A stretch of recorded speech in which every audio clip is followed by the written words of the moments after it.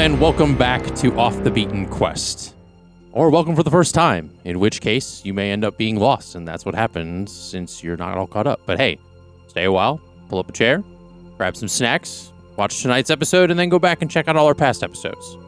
Then you'll finally know what the heck is going on, but I digress. Point is that there's a lot of D&D podcast actual plays out there, but you chose this one. We're so glad you did, and I'm sure you are too. Your local deli would be glad you tuned in as well, but let's jump right into our recap. So, last session, the group, with the help of a team of Harrowings known as the Burrow Vanguard, helped to rescue Ira from the fanatics known as the Eyes of Dendia. While doing so, through some tough moral decisions were made by our very own Verity to strike down a teenager amidst the chaos. The group, acting fast, healed him, and he was ushered off with Tuxlop and the Burrow Vanguard to give any information on the Eyes to help shed more light into their actions currently working in the shadows. After which, the group had a lot of tough conversations amidst the fallout, and Verity even reached a connection to Erebus to speak about her pact. And finally, the group, using what little information they received about the Eyes of Dendia, decided to head to an airship where some of their members were said to be. And this is where we join our adventurers. So, you all had decided to set off into the market of Luware to potentially try and find a map of some sorts, amidst other things to kind of prepare to head out of Luware soon. So, you head into the market. Sable was leading us, right? I believe so. There was no certainty as to which if she was heading in the right direction. I think Eliana didn't trust Sable. Yeah, I think Eliana's leading.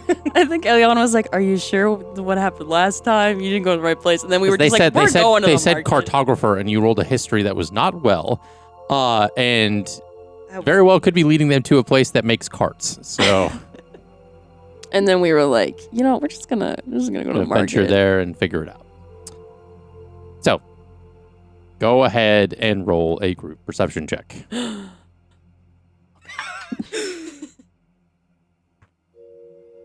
29. Jax rolled a 23. 14. 13. 12. Can I use my passive?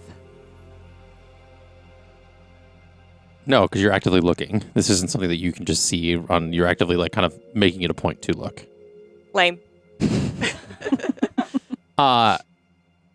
So it seems that Verity and Jax are the only ones that essentially know what to look for, as far as what a cartographer may be or even look like in the midst of a town or village setting. So you head off into this busy market, and after a little while of looking, you essentially find what looks to be a cartographer. Small, looks as if it's not very, worldly as far as official standards, or, if they sell them to people far and wide, could be very much a local cartographer, things like that. So, the outside essentially has, there's not really any signs or markings. It just kind of has barrels of what looks like maps or map paper, as well as you can see within the window there are some kind of large easels that kind of slant down, and you can see somebody scribbling away on something, or kind of drawing with a T square, and kind of making sure it's all lined up properly and things like that. This was not Ira's idea. She's not taking the lead. Well, Hi. So essentially, you enter in the shop.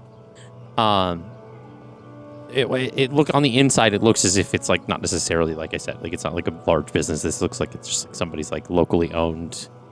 It could just be a cartographer just for their own interests, not for trade or economic reasons.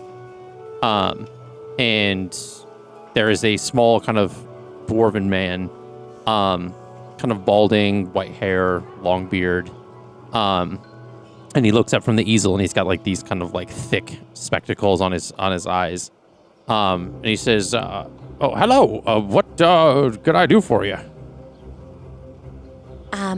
It's kind of Where- like really intense for no reason. Enter. Roll initiative. Dwarven man wants to kill you.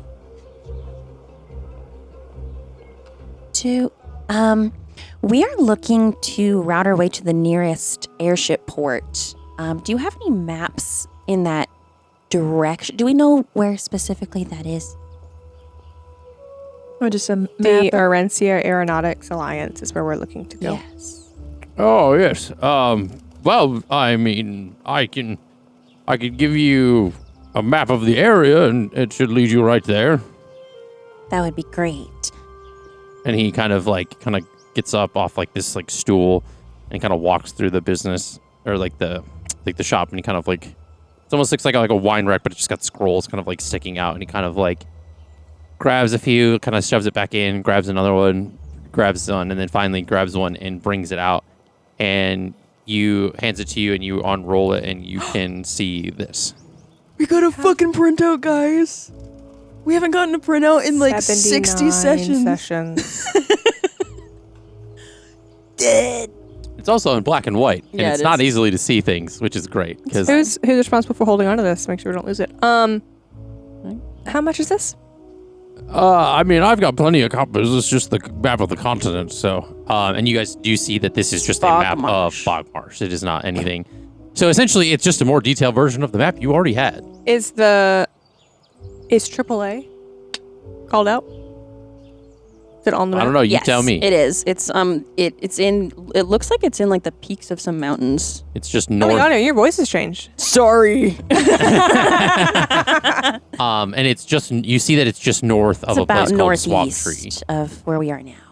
No, Okay. Is there you're in the anything? where. We're in Luare, yeah. Yeah. But you North see, to east. yeah, it's north of a place called Swamp Tree. So essentially, and the way that you can see from the map, the way the mountain range is, essentially, you guys would need to go to Swamp Tree and then through Swamp Tree into this like mountain range to where like kind of leading. It's like a passageway to this like airship port. Have you traveled this way before?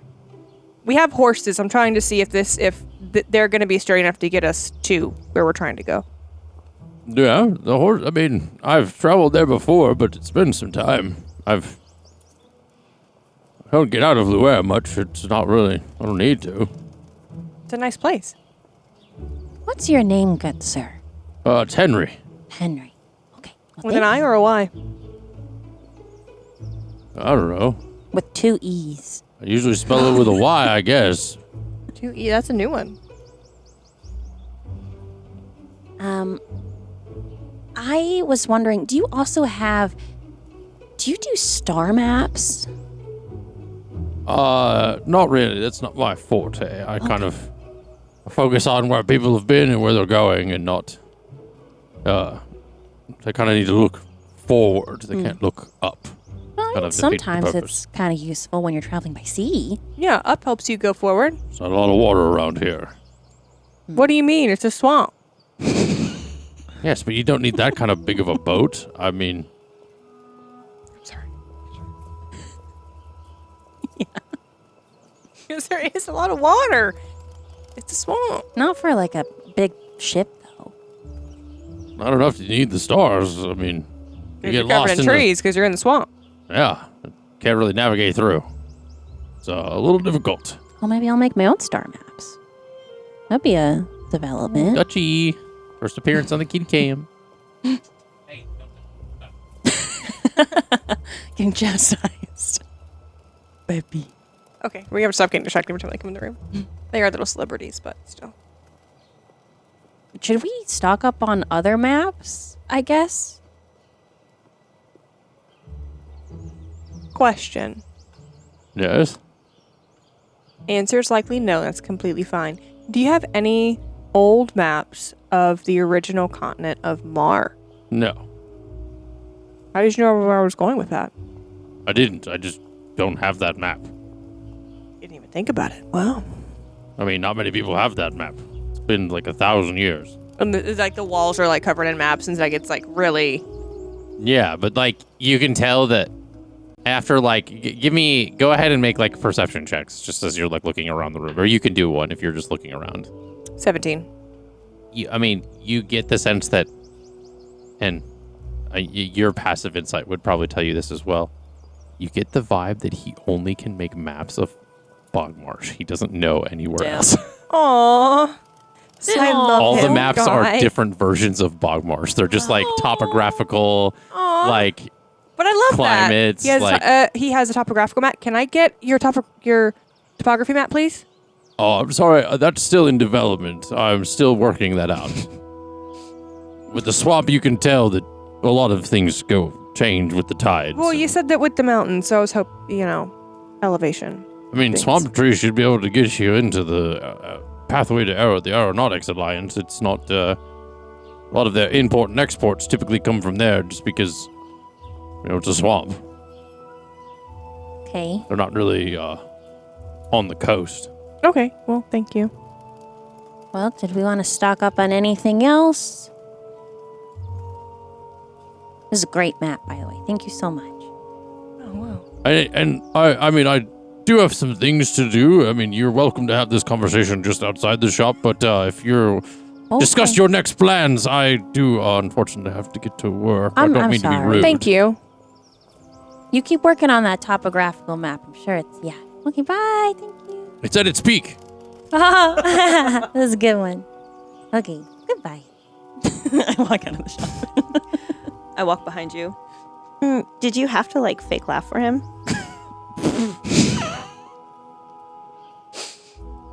Or did you really find it funny? It was a little funny. You think so? Yeah. Like a kind of like a nose huff laugh, like a but not like a full laugh. Oh, but you did it more dramatic just to make him feel good about himself? Yeah, sometimes you just do that for people. I like the way you think. Did you just wink at me? No, I just... She got an eye twitch, apparently. Take it easy. It's not that kind of show. Okay. Caroline, you did this to yourself. I didn't even wink. Yeah, you did. Your eye went like that. I didn't mean to. She had a twitch. Can't lie when we're on camera. It's true. There's visual evidence. Okay, so play it back. No full closure. So, No. You hear the editor zoom super far in on Caroline's face on the and episode. show that the eye doesn't all the way close. Mm-hmm. And it doesn't. So what we're doing? I mean, did we want to check out some of the other markets here? Do you need anything before we Do go? you even have any money to get anything? I have money. Not really, but kind of. Well, we knew that. I mean, not that I can think of. Wait, where are we going when we get to the AAA? We're going to see the guys. To see the cult people that are.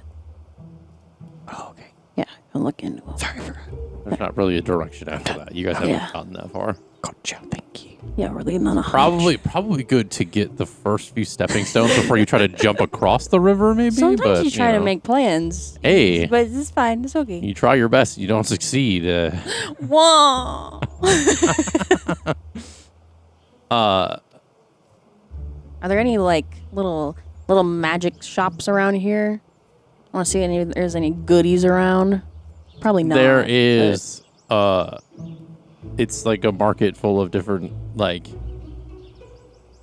sells like fish, like textiles. Okay. This is like it's like selling goods for people to buy things for like dinner and groceries and. We're not traveling with fish, everyone. There's not a lot of import export Okay. I'm gonna come to where to sell things because that's it's not fair enough. it's a lot of locals only kind of stuff.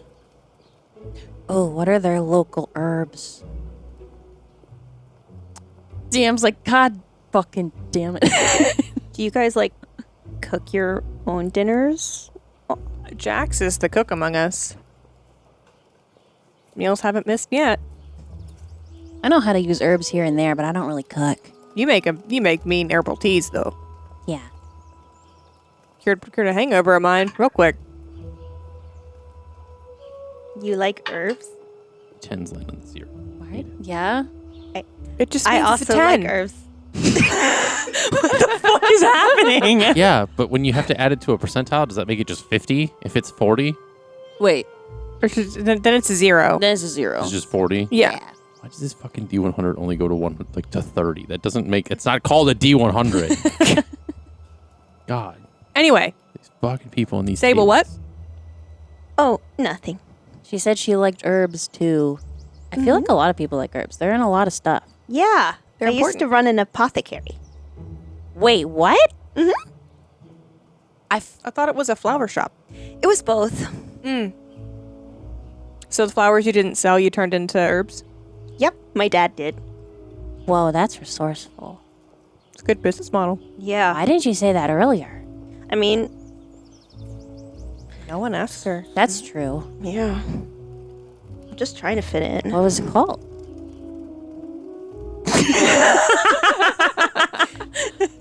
The Veil in Bloom. The Veil in Bloom?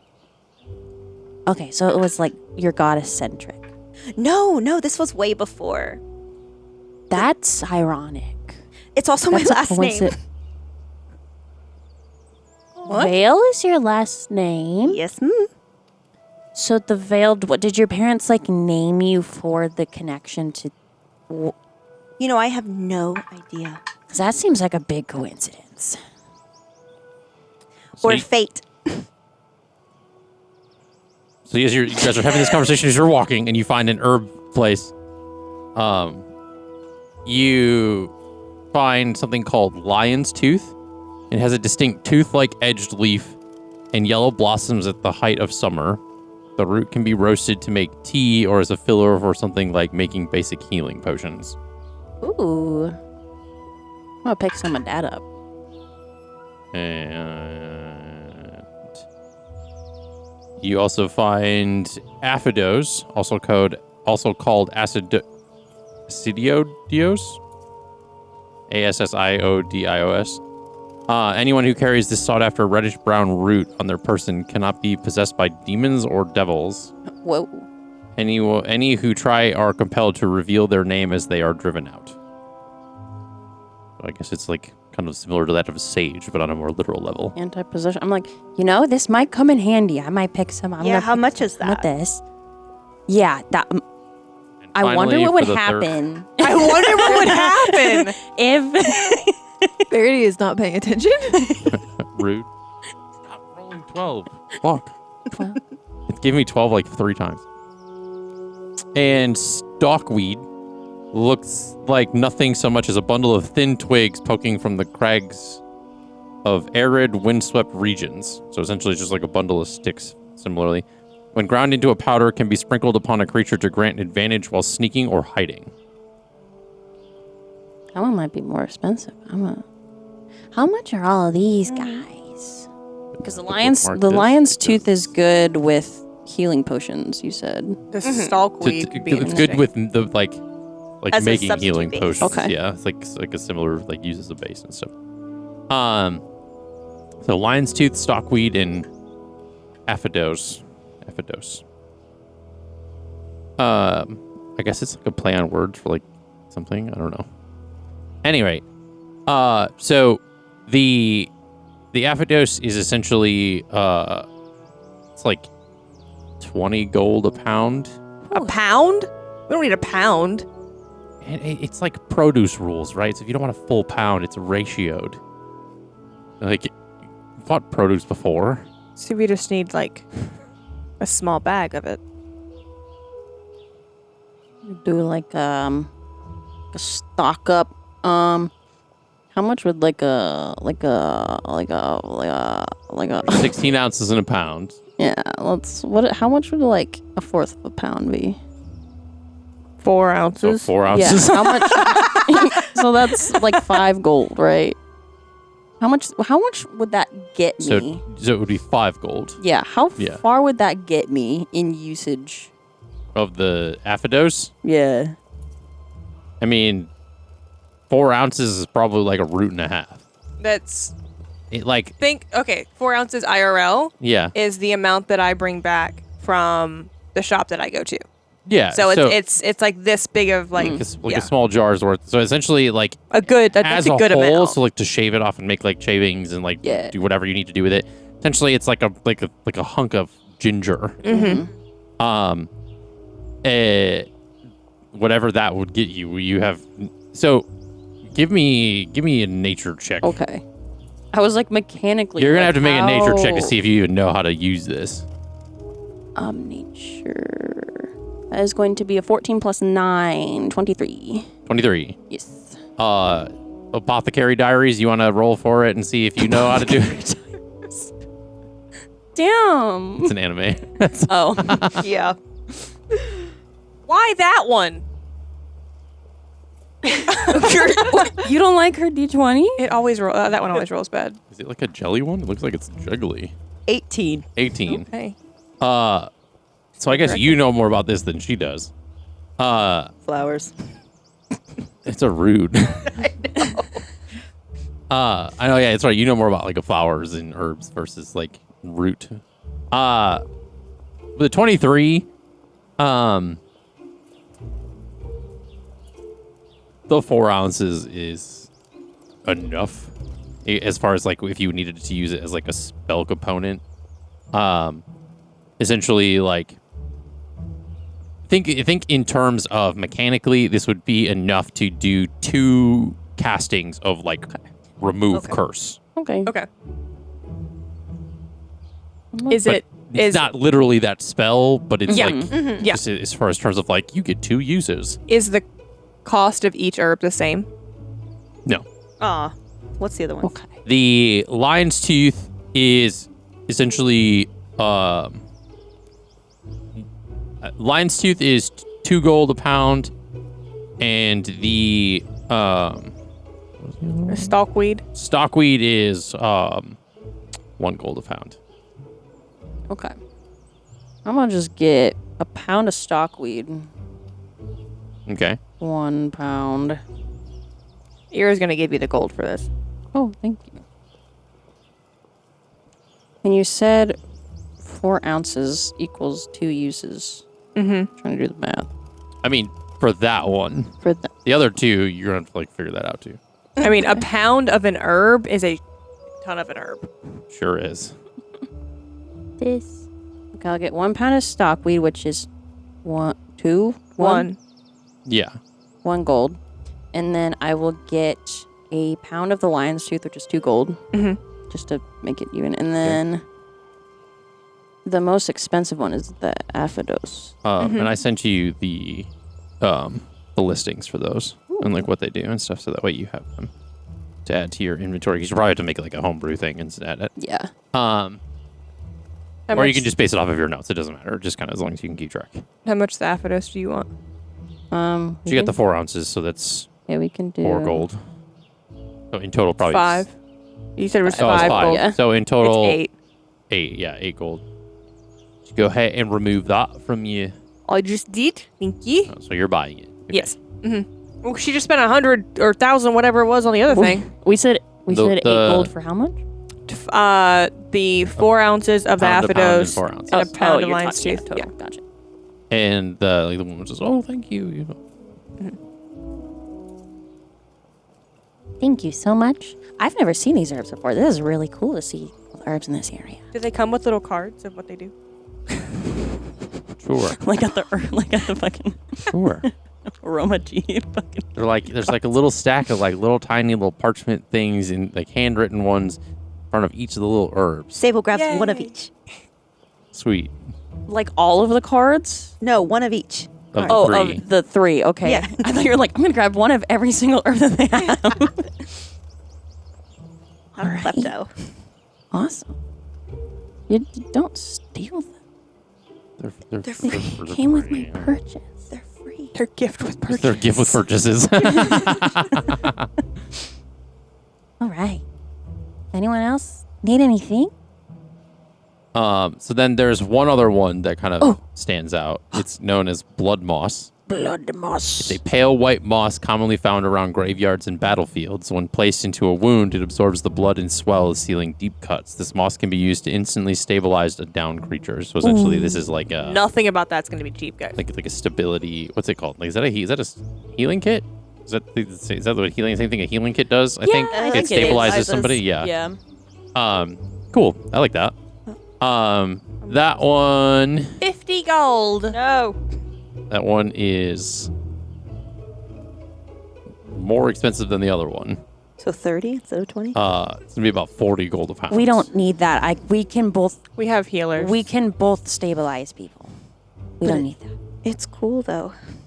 You literally can do it with it. You can do it. I know, but it's cool. Okay, well, we don't have 40 gold to just throw away. Again, produce rules. Like, you don't need to get a full pound. I think we're good. It's like if you go to like the bulk candy aisle and you only want like a couple pieces of candy, you can still get it. It only costs like $1. Does it smell like a cemetery? It smells like carrion. I don't know what that is. Do you know what that is? No. Carrion is No, what you acted like you did. You didn't say anything. Carrion is dead flesh. Yeah, I gotta get me some of that. What the? Do you say that out loud? She smells it and she's like, I need some. That's the good stuff. Okay, I want a fourth of that. A fourth of that. So essentially it's 10 gold. Okay, done. Okay. I will send you via Discord the Why did description. you? I don't see why you had. I mean, you already can do that yourself. Okay, but like, what if she's down? What if I don't have the spells for it? And what if she's down? It's a cantrip. But then I can get her. I guess if we're both down, then Right. Yeah, backup plan, I guess. And it smells good. He just has stuff against dead stuff. I don't think that's true. This actually smells really bad. I love shopping. This is Listen, so I'm not going to say no. I'm yes-anding this a little bit, but I'm being real vague on purpose. All right. Okay. Verity, do you need anything? I don't think I do. Do we want to keep all the horses or? Do we even know where they are? How much did you? Yeah, we'd put them in a stable. Did we? Yeah. We went to the I Veiled was- Observatory I and was then very went inside. worried about these horses and that we would get them back. So they're somewhere. And if they're not, I'm suing somebody and they're giving me the money I do for not, the horses as worth. Jax and DM does not recall that happening. I'm pretty sure when we got into the where, by foot. We didn't just get, no, because we came in Yeah. and then there was the thing for the little boy. Ira got off the horse Yeah, and that's what I mean. and I back think on the horse. you rode it to the Veilbound Observatory. You guys went inside with dying Eliana and then did all that stuff. There was never a point where anybody said, hey, let's take these to the stable. They're somewhere. We have them because we've confirmed we've had them. Can the people that have been listening back to the episodes, can we confirm that? I don't remember. I'm not on that one I've yet. only gotten to like the next. All session. three of us are useless. I haven't gone that far. The worst part is I literally just edited this episode and I don't remember. I'm pretty sure we just left them Well, outside. we've been talking about having these horses. You Yeah, told no. us last No, no, session no. we had the horses. We have the horses. I just don't think Just circle it's like back we there. just left them outside and somebody was like, whose fucking horse is that? And like and just took them to like a stable or something. Did you guys pay for horses? We Yeah, no. did. Yeah, when Are you were certain? We both Wait. went 50-50 on the horses. Yeah, We paid for the horses. Yeah, but they did paid we for the put them horses. up anywhere? I don't remember. There's a lot of uncertainty, which leads me to believe I don't think we did. I genuinely, again, I think we're getting Eliana's lost like- in the weeds about the horses, but I'm pretty sure you're gonna have to find where they are. Because a stable would cost something, so Yeah. someone would remember taking gold out. Well, it's like an inn, right? Like you pay when you leave because you don't know how long you're gonna be there. I have them there for. And in this case, they're probably at what would be like the horse equivalency of like horse training a school. pound or like shelter or like Or like a like- parking garage, but for horses. or an impound lot more so because they were just left outside somewhere and they're They're like just wandering around. eventually they like broke through their reins and were just like Eliana asks, so how are we getting to there? We have horses. Oh, where? and Jax asks again, do we know where the horses are? We can try and check the observatory. can ask them where they put the horses. You guys don't know where you left the horses? You know, we had a higher priority of keeping you alive. Fair enough. We had to keep you alive, Eliana. Okay, so it could be at the observatory. It could. Let's go there then, I guess. Retrace your steps. Damn it, Dawn.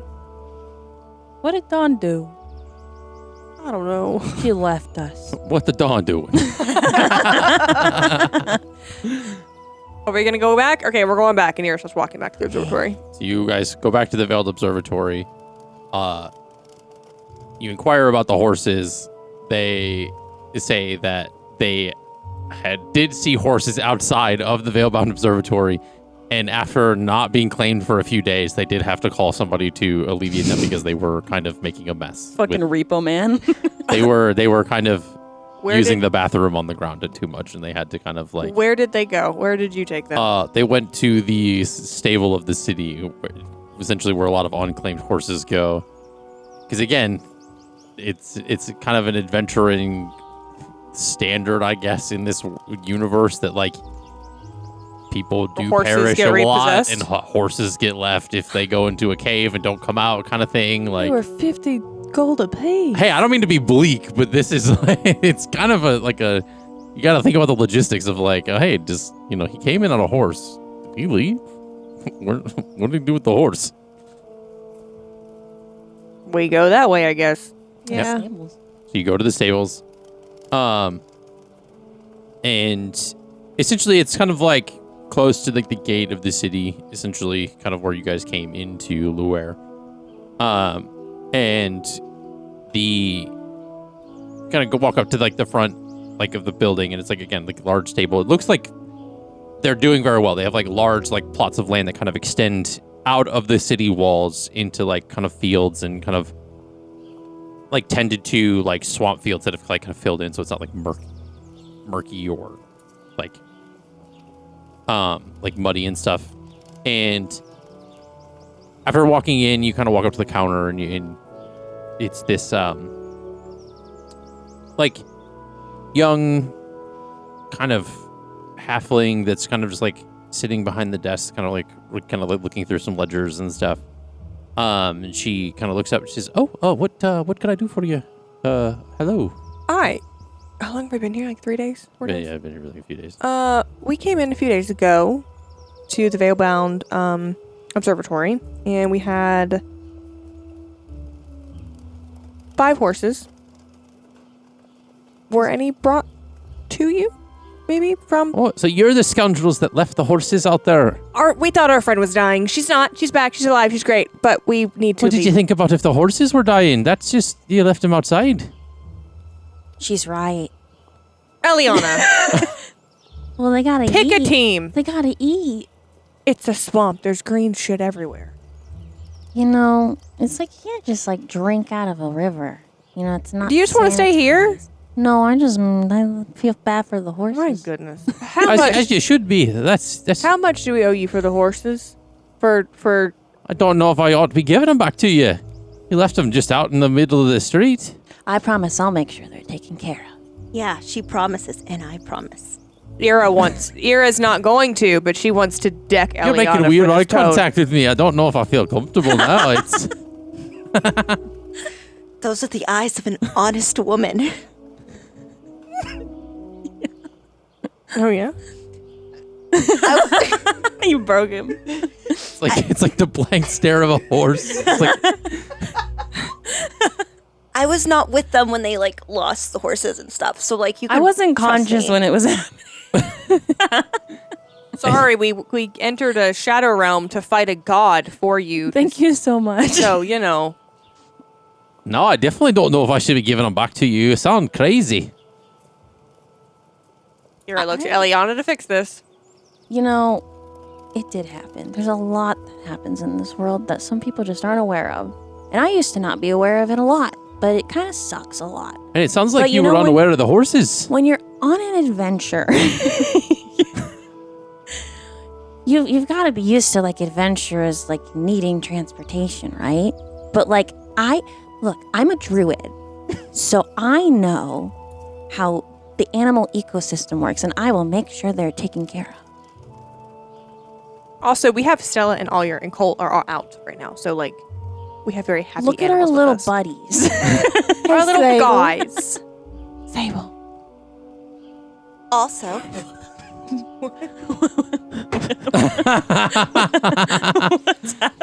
God bless. What? Sarah was like, "Hey, Sable," and you looked at me. it's in my ear. I'm sorry. Can you cast Soul of Truth, please? Let me try something first. Okay. What if, just what if, we touched pinkies and we swore that we were good to the horses, and if we're not good to the horses, you get to break my pinky finger. Is this a new That's thing? like a forever thing. Is this a new thing? If you're taking the horses and you're leaving, how am I ever going to find you? I'm from here. Fucking liar. You don't look like you're from here. I'm from Ish here. Not here, Ish. Where's Ish here? I've never heard of this place. You know, if I had a map, I could show you where I'm from, but we travel like all over the place. Well, I mean, we Guys, have the you map do of the have a continent map. right here. Here you go. Shh. Verity like slowly gets into it, then slowly puts it back like in her bag, like She misses the cue of the sarcasm.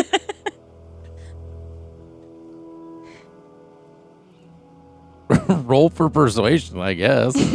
Ira's gonna give her guidance. oh man. Add a D4. Oh man.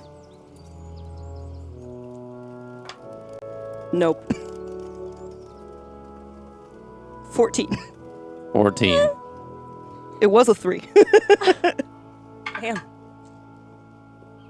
I rolled exactly a 14. Beats it, beats it. Well, we've been housing him for a few days. It's not going to be cheap. Okay, Jax, our friend, has a lot of money. Not anymore. I gave it all to her. How much? Well, like, how much are we talking? I mean, it's going to be at least 15 a horse. I Someone can. do math for me. I can. Because calculate, I can't. I don't know. 75. Yeah. 75 gold. Oh my goodness. I can put forward 15. Can you? Yeah. Thought you were like broke. I have 38 gold left.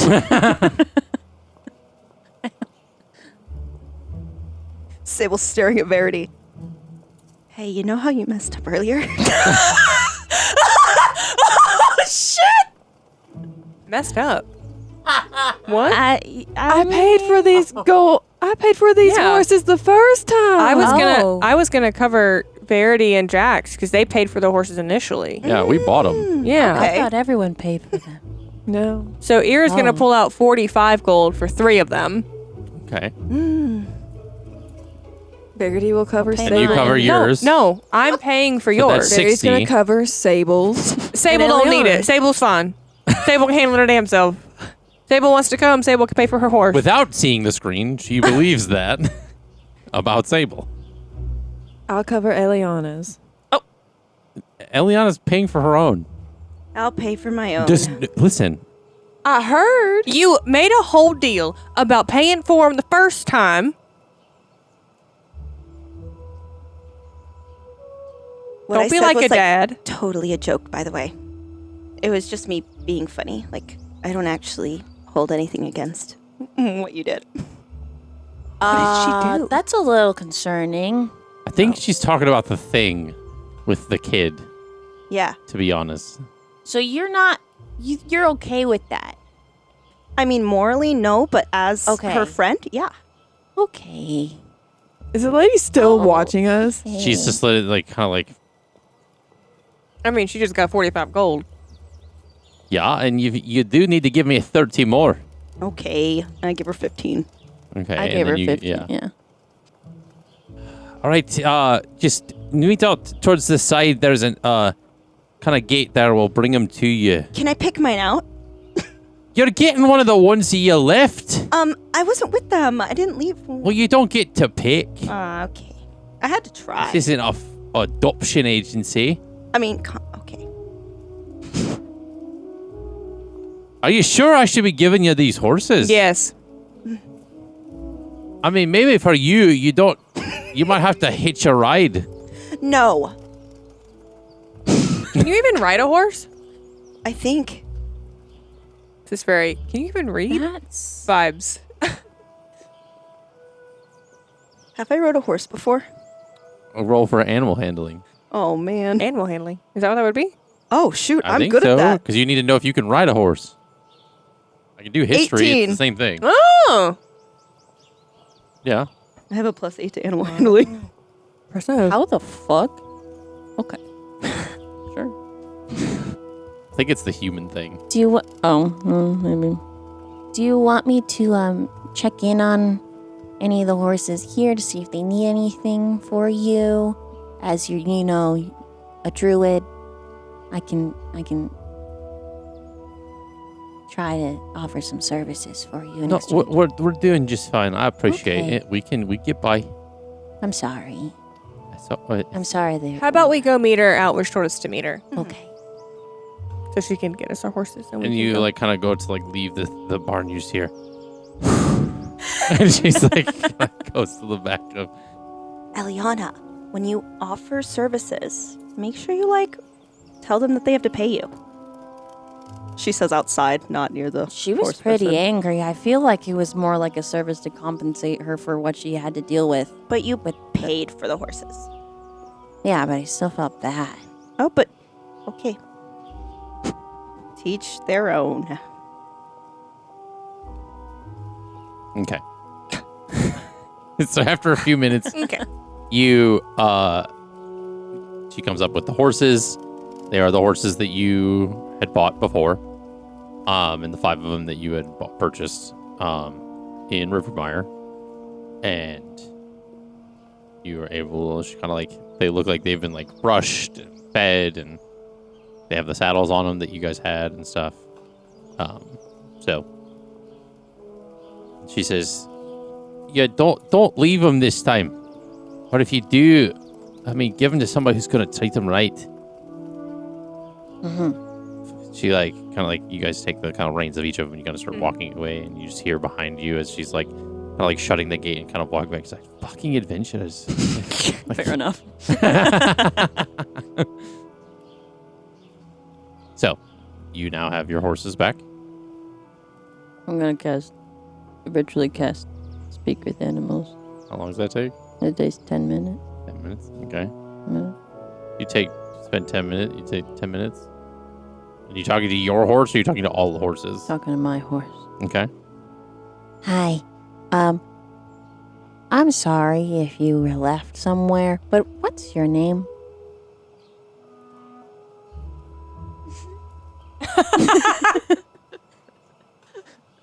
It's just staring at you. Do you like this or should I stop? I'm gonna stop. I'm sorry.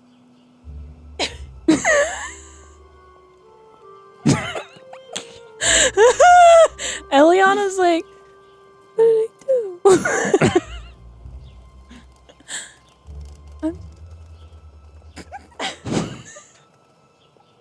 Hey, bud, why the long face? And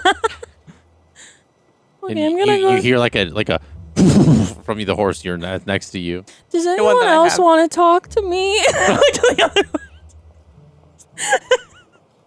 one. So Stella was in the box when we were traveling before. That's not surprising.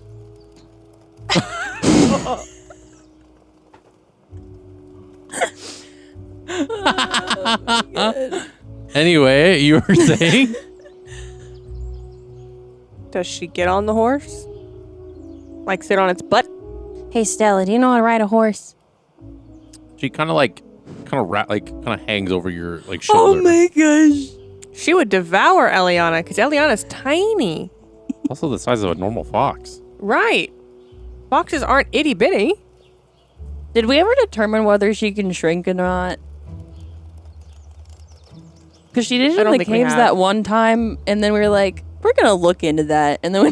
We haven't figured that out. Okay. So essentially she can just kind of Oh, but- lay in your kind of on your Oh. lap or something. Oh, baby. Yes. horse. I feel like if she ran alongside the horses or was like walking, She'd it'd be get like, tired. dangerous. Get tired. Yeah. And dangerous. These horses are a lot bigger. Well, Ira's mounted her horse. Okay. None of their horses want to talk to me. I picture, so she's in the saddle on the horse. Oh, go ahead. I think contextually, they're probably a little pissed. Yeah, I know. I tried to say sorry. Do you guys want some oats?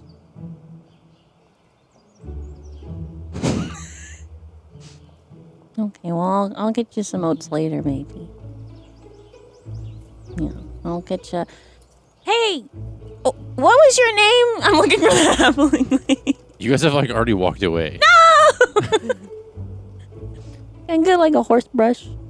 To brush the horses. We're already gone. Yeah, you guys are already gone. What horse did I get?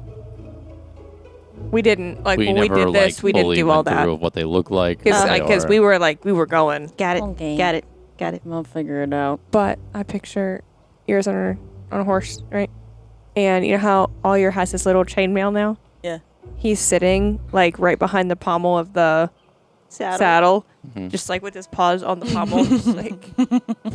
Good guy.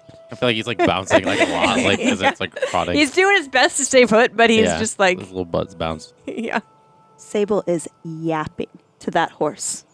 Just straight yapping. Just like talking to the horse. about everything. Like, have you ever seen the sky when it glows this certain color? Things like that. But do you have two animals? No. But she's rubbing the neck as she's riding and like, man, I wonder if I was a worm. Would you like me if I was a worm? God. Eliana would, Allie G would not. I just had to say that. I don't like worms. Okay. All right. Valid? Valid? All right. I'm gonna More make you know. I'm gonna make it up to you guys. I promise. Whatever you need from me. I'm still talking to my horse. And you just hear, you fucking pet her. Dang. Do all the horses like echo that sentiment to her? Because they speak with animals, so. You hear like a lot of like grunting, like kind of like. Yeah. Sorry, I wasn't there. It's so funny. She's getting the brunt of it. She was the one that was unconscious. It's because I can hear what they're saying. Okay. I guess we're just gonna ride, guys. You keep going. They like side eyes you like. Because they have their eyes are just like. Oh, do they have blinders on? No. Okay. But she's just like, it's because they're on the sides of their heads. Like,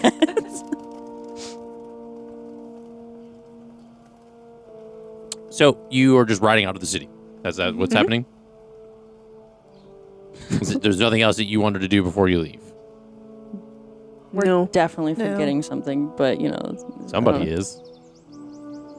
I took Stella with me. On You the plane. legitimately asked me separately about something you wanted to do, and if you don't remember it, that's on you. Let me check Discord messages. Literally. Well, we're just gonna head on out of Luer then. Go take backsies. Oh, right. Oh, right. Yes. About that. Down. At any rate, Hold on.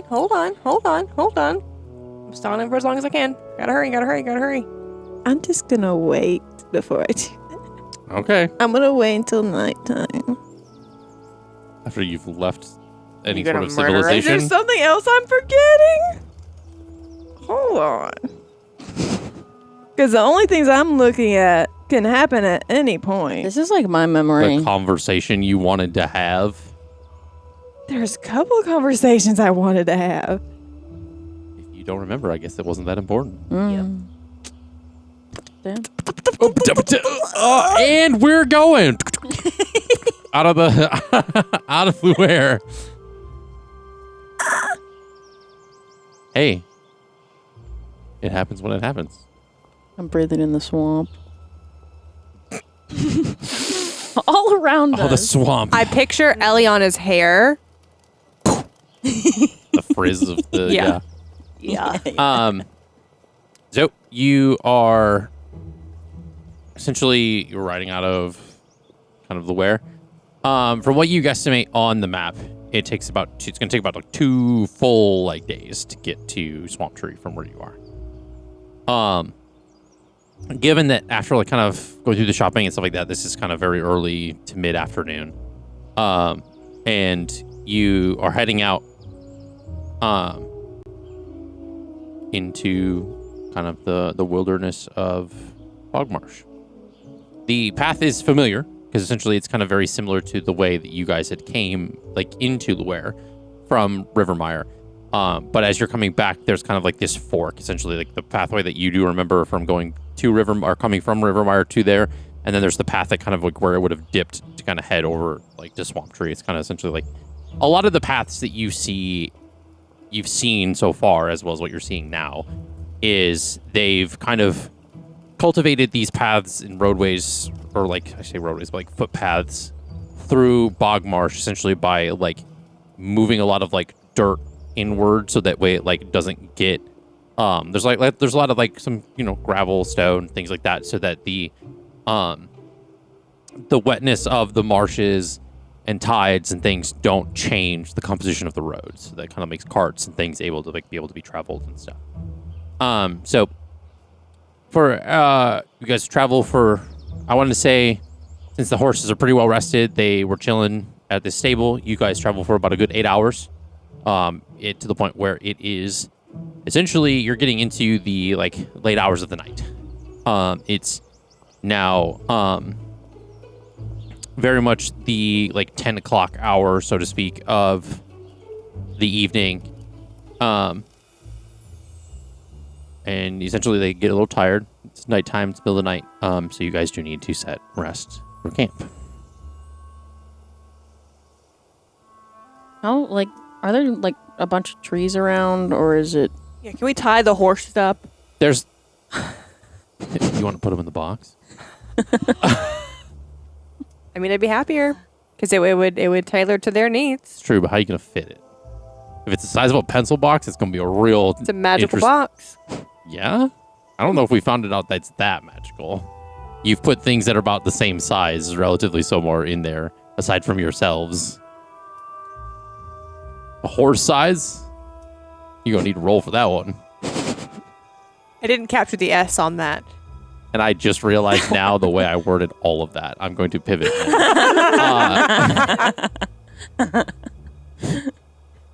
Anyway. Do we want to... Yeah, trees... So there's like a tree clearing, essentially enough for where like you can kind of like stable ground. It's not like marshy and stuff, so you guys can set up and make camp and stuff. Essentially, like over time, there are some patches like that where like tree branches and things would fall, and it would kind of condense and like kind of cloister into the like the murk in the waters and stuff to make kind of like sideways and stuff, like shoulders. I should say. Like the music. Hey, guys. Is it ominous? Scary.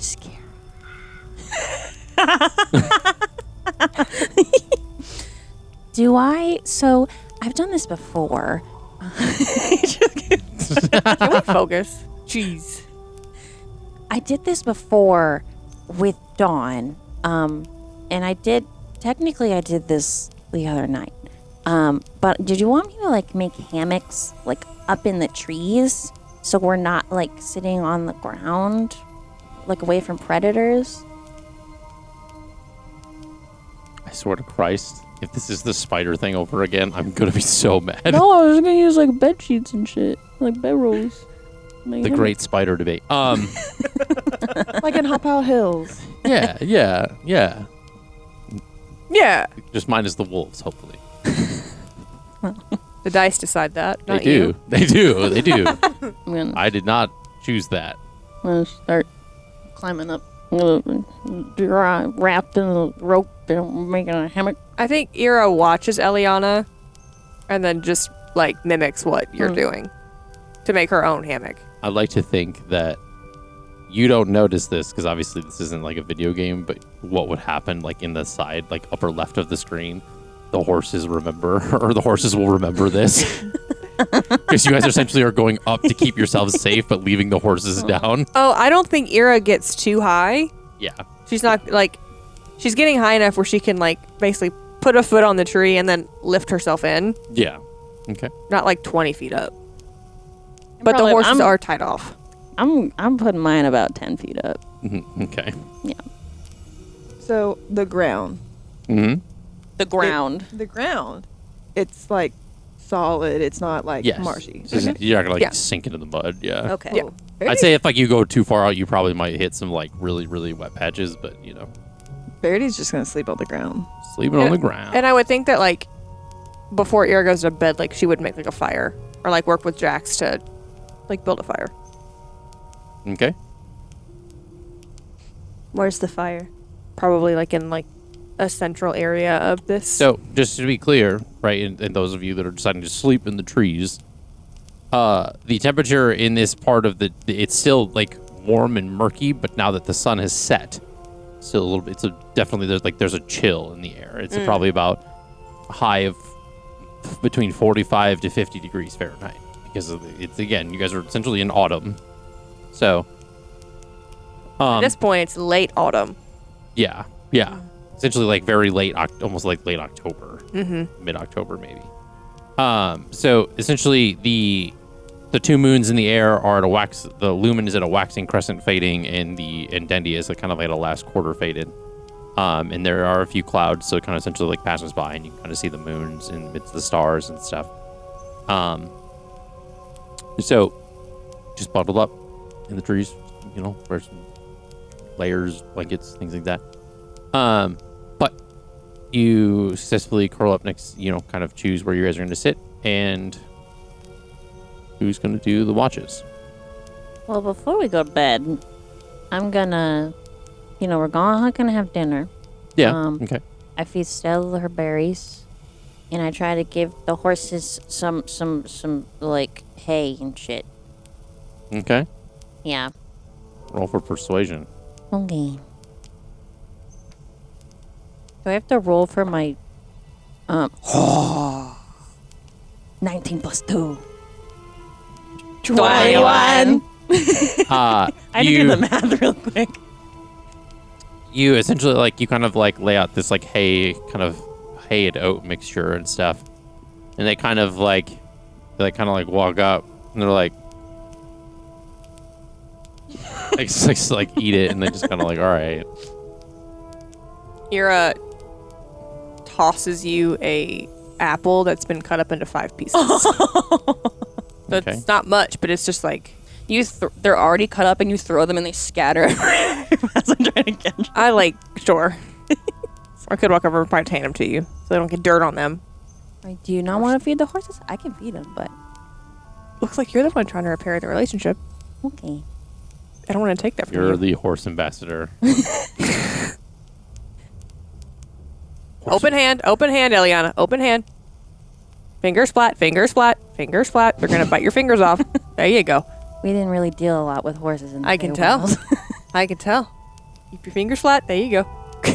And the horse almost not without its without its teeth, right? Yeah. Just kind of does it's slobbery almost on purpose as it takes the thing, so you get this slimy as Who's it next? takes the Just offering them up. Yep, so you feed the horses each a piece of apple. Yeah. Does it help? I mean, Does anyone have journals or a paper scrolls? Does anyone have anything I could write on or draw on? If not, that's okay. I probably should have got some earlier. It's okay. Question. mm-hmm. Can I tear a page out of my diary and give it to her? The diary or is it the Certainly book? try. Diary. Yeah. Just blank page. Yeah. Just that. Well, thank you.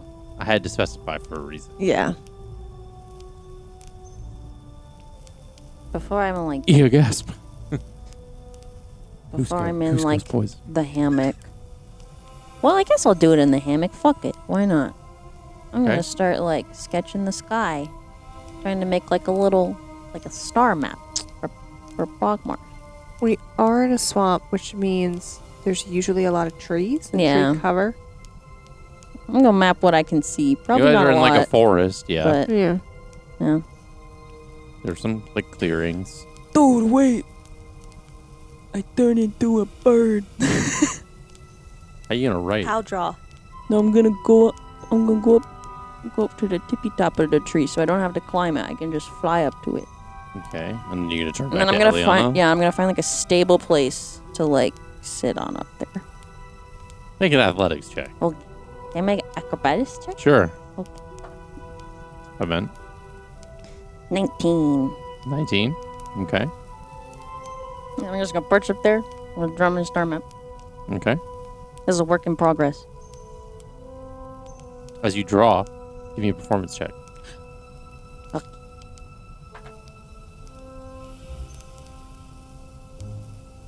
$15. 15. I'm rolling good. It's half decent. Yeah. Okay. Kicking my legs. Okay. How long do you Having do a that good for? time. 2 hours. Okay. So, by order of elimination, unless you're going to stay up as well, Yeah, Eliana's taking the first watch. Okay, that's fine. Because 8, 8, and 8. So essentially it's kind of between the two of you, unless Mhm. we take a point of exhaustion. So, Did we agree that Eliana was going to keep an eye out for down below? that was not He's conversed. like, I'm not really looking. She just went straight up as a bird. Didn't say nothing to nobody. Took a piece of paper from Verity and said, that's why communication is key. All right. It's almost like what's going to happen later is off to such a great start. I'm No. so excited. We can wing it. Doesn't need to. Is that because she's a bird? Yeah. Oh. I've learned one from you. Yeah. Verity I can learned, take 2 I learned it hours. from watching you. From watching you. Verity can watch for 2 hours. Yeah, technically. Okay. We could split 2 hours. I got my blankie, my lantern. Yeah, because technically we only need 6 hours of sleep and like 2 hours of light work. Yeah. That's true. Okay. So you guys doing 1 hour, 1 hour, or just 2 hours? So she's going to do 2 hours. You're going to do 2 hours? Yeah, I can do that. Okay. Yeah. And I guess I'll take the last leg, I guess. Okay. Okay. Okay. That's fine. Go ahead and roll for that first watch. And I'm going to get, you guys are going to roll, so roll for perception for your watch. You being as high as you are, you're going to roll with advantage. Okay.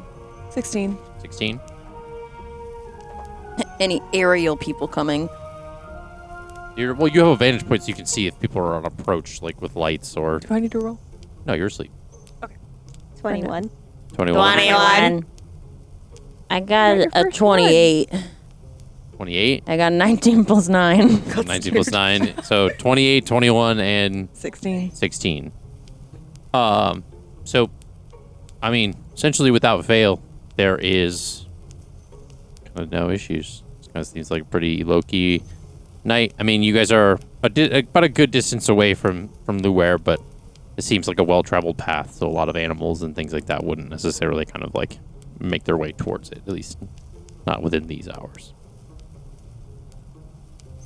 Okay.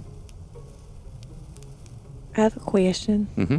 During my 2 hours watch, Mm-hmm. can I cast sending? Sure. Or use the sending, so not cast sending. I was like, I didn't know warlocks got that. No, I sadly do not. Not unless they're magic adept. Even then, I don't think it's on that list. I hate this so much. Why do I hate this so much? Okay. Do it. Do it. I need to talk to you. Things are getting hard. I don't want to go through this alone again. How can we have this conversation? Okay. So you send that out. And a bit of time passes, right? Given the hour and things. It's like, it's 2 a.m., bro. Not the you up text. No, he's a We're on the vampire. same wavelength. Wait, you're right. He is a vampire. He would be up at these hours. You're so right. This is like Yeah, mid-afternoon for him. Yeah, it's like yeah. It was just funny. So you get back. Oh, how can I help? I don't know how to have this conversation.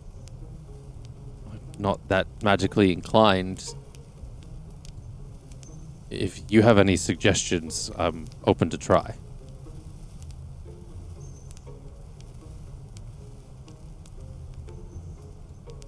You have to go to bed. That's it. Yeah, I that's can't. it. I can't respond to that. That's it for now.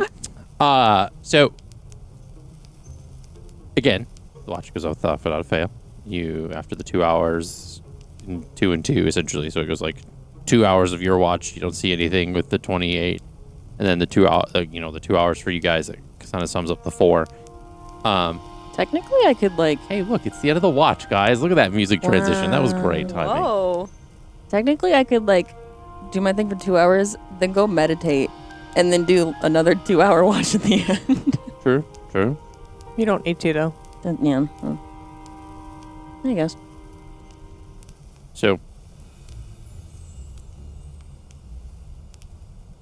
Ira wakes up, takes the last leg of the race. Go ahead and roll for perception. 19. 19. Yay. Again, seems like a pretty low-key night. Thank God.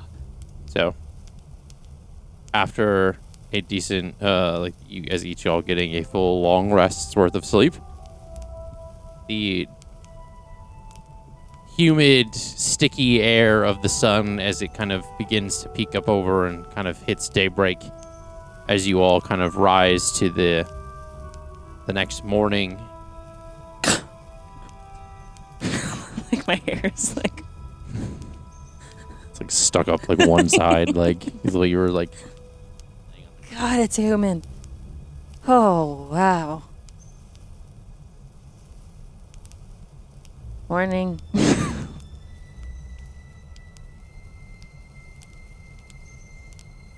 Good morning. Guys, Sable's not used to camping.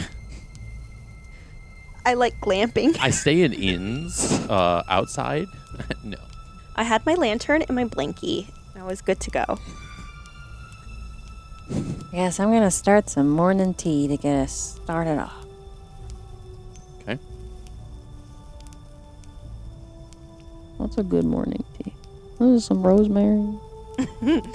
Just like a black tea Okay. with some orange peel. You can use some of the lion's tooth. No. Do you want some of my If it stuff? has healing properties, it could be boosting, revigorating. I don't think you would do that. Amp us up before. Give us a bonus to our. Give us temp HP. I don't think you would do that. I give us peppermint to give us a pep talk. Just make some, I guess, some black tea. Okay. Just So you some make some guys. tea. Verity, are you awake? Yeah. When you looked up, you were like, yes. Sorry, I was Yes, I am. Verity's studying the map to see and think if there's any services to the area we're going. So she's like half, like, Can I tell if she's okay? I have a passive 18. I mean, that's for you to decide, I guess, as far as your vibe check. I feel like Verity's just being Verity, and she's fidgeting and being skittish like she normally is. I don't know Maybe you're it- normal. Yeah, she doesn't know you that well. Let me think back. I would say in this moment, like, very, like, focus on the map and trying to, like, eyes darting back and forth a little bit.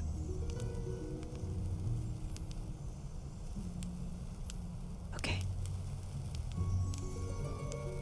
Okay. She looks like she's thinking really hard. Hey, are you okay? Okay. Huh? What? Are you okay? Yeah, I'm just trying to figure out what to do when we get places. Okay, just checking in. Okay. Life is short. Make it a good one. Have you been to... Maybe for you. No, I didn't say that. Freaking Have elves, you? man. Have you ever... Freaking elves. Have you ever been to Swamp Tree? This is the first time I've been on the continent, so no. Oh. Why did I think she was from Rivermire? She's not from Rivermire. We're from Bevel. Yeah. Yes. I didn't say that then. Never mind. Ignore me. You can. My brain's Run getting it confused. back. Chronomancy. I'm assuming no one's been to Swamp Tree before. We're kind of just going in the dark. Well, I mean, once we eat breakfast, I kind of had an idea. What's happening? Because, I mean, have you even told them where you're from? No. No, then it's not right now. Okay. Keep going. I don't know if you'd be up for this idea. My horse would have to kind of just follow along with other horses, but I was thinking maybe if we wanted to try it, I could try going into the box today with my gardening kit, and I could try setting up some gardening stuff. I just didn't really have the tools to do it that one time, and there's been a lot happening. Have you purchased the tools that you need? Yeah, All of them? yeah. Like a hoe and like I all that? purchased a gardening kit. Oh. Yeah. Like a lot of sessions ago. In Bevel. You did, yeah. Yeah. Yeah. I just haven't gotten around to it. I mean, we can try, I guess. Okay. I don't know if I want Stella to go in the box, though, because she just accuses me of just looking her in the box, never letting her out ever again. Oh. That didn't happen, by the way. For posterity's sake. Well, she's safe in there, so I get it.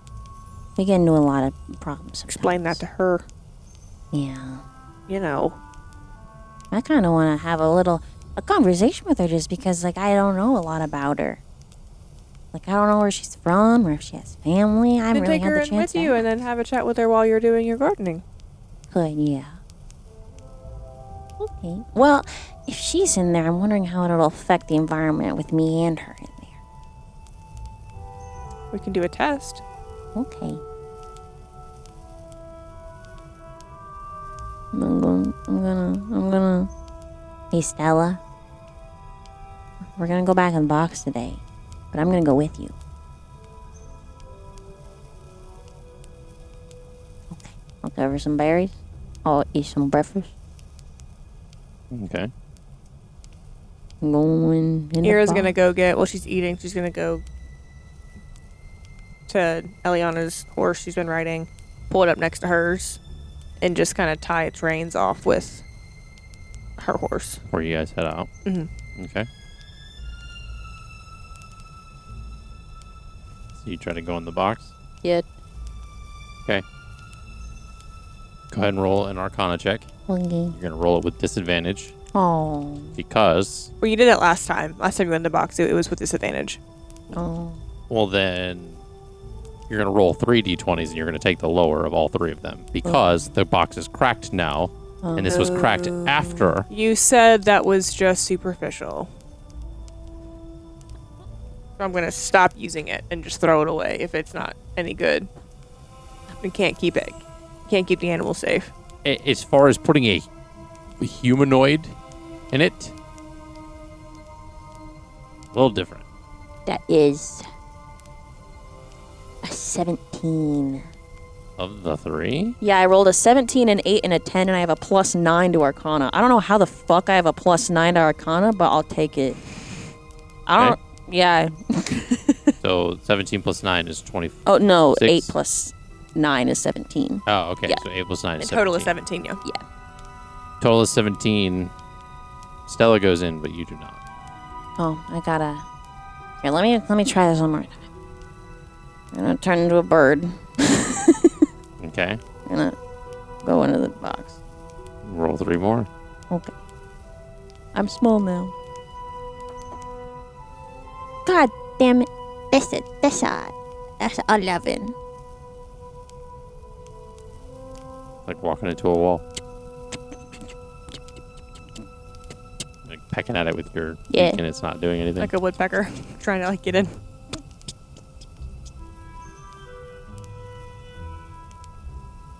I'm Ileana again. Man. We gotta figure out this box. Can you get Stella out before she loses her mind? Yeah. And I get accused of animal I'll cruelty. peek my mouth and they'll be, hey, Stella, you can't get in. You can come on out, girly. She's like, whew, it comes out. Well, we'll figure it out. I got in there once. We'll figure it out again. Okay. Eric goes over and like unties Eliana's horse from hers I'm gonna brush the horse. and hands her the reins. Okay. So you guys get back on the horses and head out? Yeah. I named my horse Jerome. Jerome. Okay. Your horse is a girl horse, but that works. Yeah, her name is Jerome. Okay. I think it's funny. So after about 2 hours worth of riding, you come to a clearing in the road, essentially kind of tangential. So you can essentially keep riding, but you see this kind of like off-shooting path that leads to like a larger, like big clearing. Essentially, it looks like a lot of like moss-choked canopies, and there's a lot of like fog that is essentially kind of sitting around this like clearing, and you feel this like in the ground. Oh, no. Essentially, like it doesn't seem like anything dangerous, or essentially it just feels like something, it almost as if like the nature itself is alive. You of all people, especially Eliana, would feel like a little bit of a different connection, and you see kind of just like a little bit past this fog is the opening to something. I thought you were going to say a fake crossroads. I was like, what? Essentially, it's like Another it looks one? as if it's like a cave entrance or something like that. Because this is like kind of through this clearing. This is kind of like where the forest edge is. There's like a little bit of like some mountain-y kind of like areas like at the end of this forest, and there is like a kind of like an entrance inside of. Guys, I'm sensing an aura. Sensing some energies. We want to stop. Where are we? Verity, are you navigating us? I can. Are we? Is that? There's an entrance over here. Is there like a Girl, pause. what? Is it good energy or like negative It's energy? not bad energy. It's Are not you like threatening. 1,000%? How do you classify bad energy? Because you like vibe with the dead, and I'm trying to figure out if bad is good or good is That bad. isn't a bad thing, right? Give me an. I'm gonna have you roll straight d20, and then I'm gonna tell you what to add after that. Because of your druidic and Eladrin in nature. 11. Now add Arcana and nature to this. Ooh. What does she add? Arcana and lot. nature. 29. 29. They're both +9. You sense something ancient, like sentient memory. Not divine, not demonic, but something older than names. Slumbering in the soil, long forgotten by the surface world. You sense like it's kind of seeping out of this like clearing of the forest, because you guys are still kind of on the path. You haven't kind of approached it yet. It feels as if like as you kind of like try to get closer to like look before entering, feels like the air is a little bit thicker in that area. Yeah.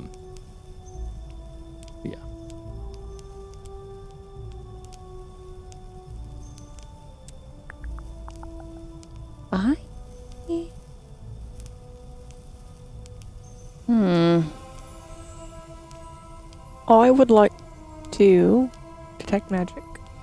Okay. I have one daily use that's not a spell cast, so I'm going to use that. Mm-hmm. Nothing.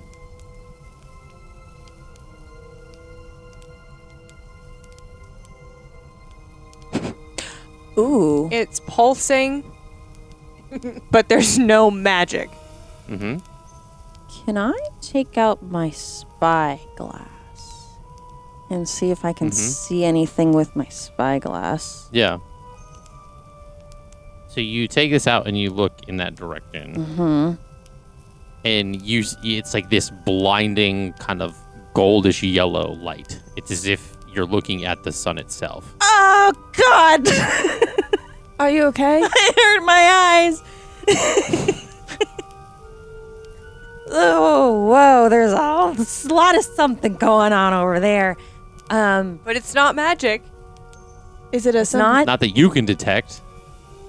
Is it something we need to take a look at, or? Well, now I'm curious. I want to look at it. Only if there's a safe place to secure the horses. No, okay. Yeah, I Okay. did pinky promise. We Okay. will secure the horses. So you go into this clearing. Yeah.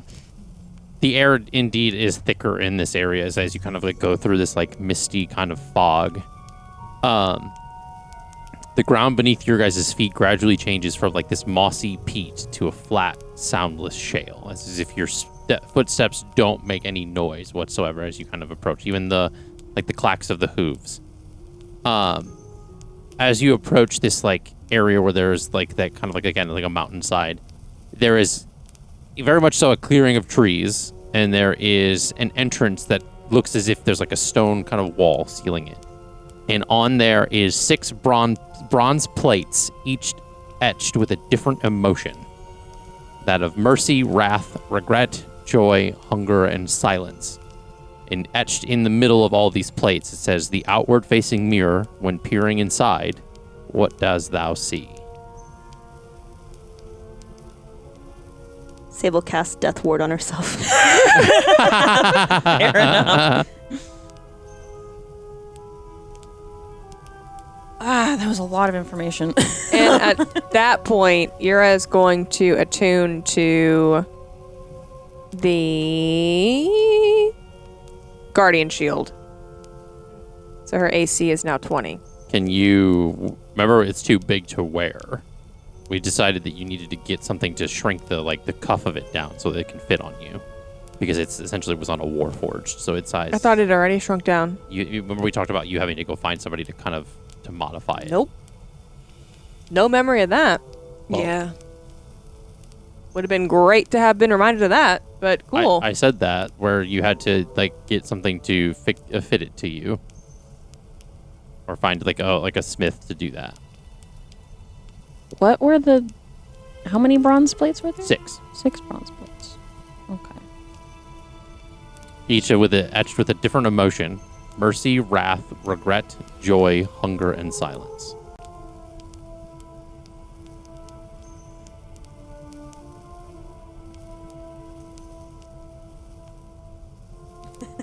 Don't mind me. 1, 2, 3, 4, 5. I got 5 of them. Can you repeat one more time? Mercy, wrath, regret, joy, Joy. hunger, and silence. Thank you. I don't like this. And then on the inside, inscribed amidst these plates, it says, the outward-facing mirror, when peering inside, what does thou see? The outward-facing mirror. It seems oddly specific. Not just a mirror. An outward-facing mirror.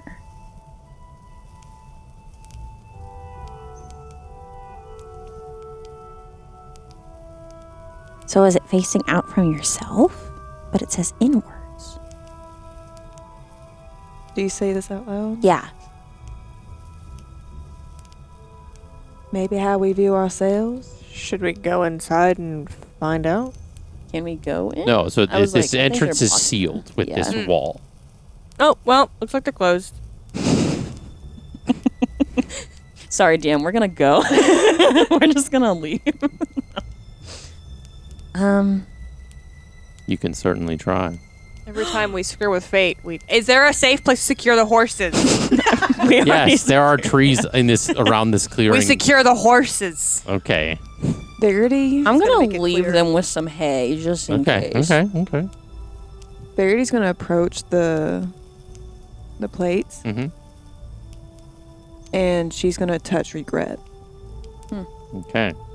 As you lay your hand like on the plate, you hear like it like illuminates this like greenish kind of like hue. Oh. It kind of like it almost like fills in like the lines of this like plate and it glows. Wrath was one, right? Mm-hmm. Ira's gonna put her hand on Wrath. Okay. And as you do, it kind of like it's like blue kind of like energy kind of like fills the. They're they're different colors. I'm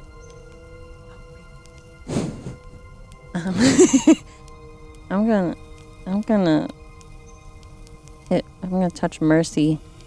Okay.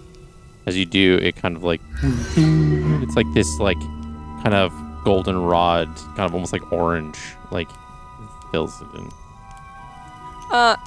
Ira's going in the box. Okay. Stella touches Joy. No. Jax walks up and touches silence, Oh. and then it kind of illuminates this like purple as it kind of goes. So the only ones that are not being touched right now are, I want to say, joy and hunger. Yeah. Sable's gonna touch Joy. Okay. And it like illuminates this like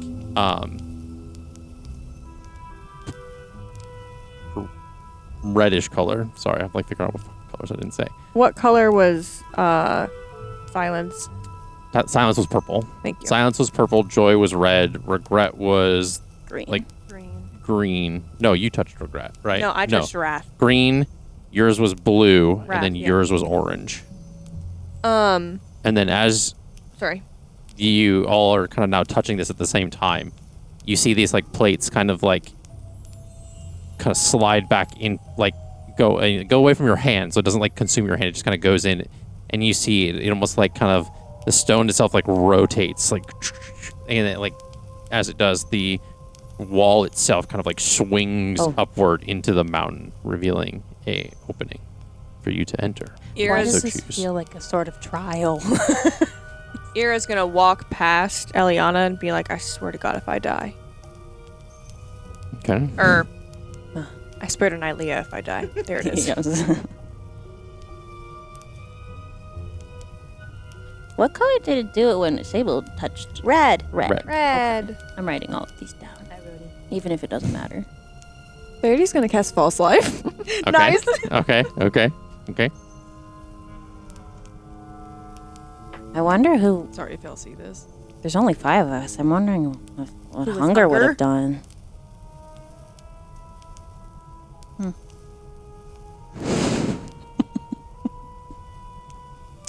Are we going in? Yeah. Are you going Yeah. in? Mm-hmm. Sure. Okay. So as you all enter in, all 5 of you, essentially you walk in, Yeah. the door closes behind you. I hope the horses stay okay. I gave them some extra hay. Just Okay. in case. Does any of you have dark vision? Yeah. Yeah. So Verity has dark vision, So does and so does Ira Ira. and Eliana. and Eliana.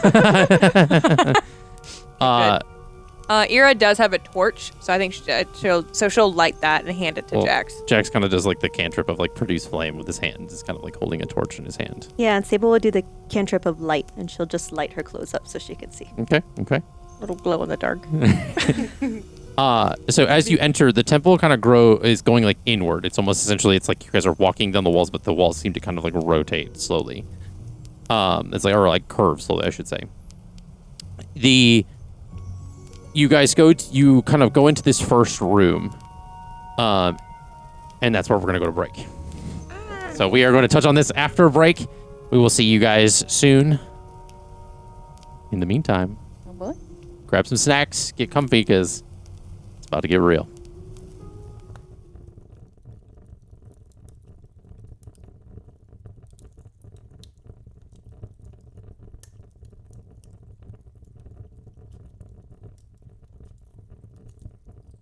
Hello, Ali G here from Off the Beaten Quest. I just wanted to let you guys know that this month for Pride Month, we are raising funds for the charity The Trevor Project. As a part of the LGBTQ plus community, I think The Trevor Project is doing a lot of great work because they are, first of all, the only suicide prevention hotline for LGBTQ individuals. The Trevor Project helps allocate research to certain things to help out the LGBTQ plus community. It helps us advocate for ourselves in legislation that helps control our rights, things like that. They also help educate people who may not necessarily be a part of the LGBTQ community, but have friends or family who are looking to just learn more about the community itself and how to advocate for the people they care about. The Trevor Project also has certain resources available on their website at all times, so if you ever have any questions, are unsure about what certain things mean, where you can find resources, you can go to their website and they link a whole bunch of different organizations. A lot of them are local and you can find particularly where you live and what kind of resources you have available to you as well. Throughout this month, Off the Beaten Quest is trying to raise $250 for the Trevor Project as small creators, and if we reach that goal, we would like to boost that as much as we can, so we rely on you guys for that support to come out and help the LGBTQ plus community. We will be fundraising throughout the entirety of June, so at any time throughout this month, you can throw in a donation our way. And if you cannot donate, you can look for resources on the Trevor Project site as well for how to advocate for those in the community as well. Thank you so much. Oh, hey, didn't see you there. Well, now that you're here, just wanted to say thank you so much for joining us on this journey so far with us here at Off the Beaten Quest. You're going to start noticing a lot of new things on our Twitch channel now that we are affiliate. You will see a lot of cool emotes designed by our very own Caroline, as well as a lot of other things that we do have in the works. Definitely hit that follow button, or maybe even subscribe so we can bring you a lot more. And do remember, if you are an Amazon Prime member, you can use your 1 month free sub. If you're watching on YouTube, consider liking, subscribing, and hitting the notification button so the YouTube algorithm gods will share this video with a lot of other people like you. Thank you so much again. My name is Ali Goodell, and I am part of the filmmaking team on this podcast. I play Eliana Silmare. She is an Eladrin elf druid. She actually comes from a family of druids, and she is originally from the Feywild. Her family worships a goddess named Florenia. This was her whole world, was Florenia, was learning about Florenia and the balance of nature and eliminating abominations and the balance of just the world in general. But then when her village was attacked, she ended up going to the material plane, and things were not as they originally seemed. She kind of realized that she was indoctrinated as a child, and so as of right now, her character is still kind of naive, but she's constantly learning about the world around her and trying to figure out what her place is in the world when she finds out her whole religion has basically been a lie. I think one thing specifically to Eliana is that throughout her experience on the material plane, she's been struggling with finding what is right and what's wrong, the truth to things. So her trying to formulate that balance and how she fits in life, I think, is very important to her character. And so seeing the way she interacts with her new goddess, Flossidus, and just the world around her is interesting to me. This cast of characters is definitely something. I feel like there is a lot of chaos, but usually that tends to happen in a lot of D&D campaigns. I feel especially with Dawn and Lukiel's shenanigans, things get a little crazy, and that can be really entertaining. And I also feel like there are some great emotional moments between characters as well. I think there's a great balance that people are gonna love. You can find us at Off the Beaten Quest on all podcast platforms, as well as Twitch and YouTube, and you can also find us on our social medias.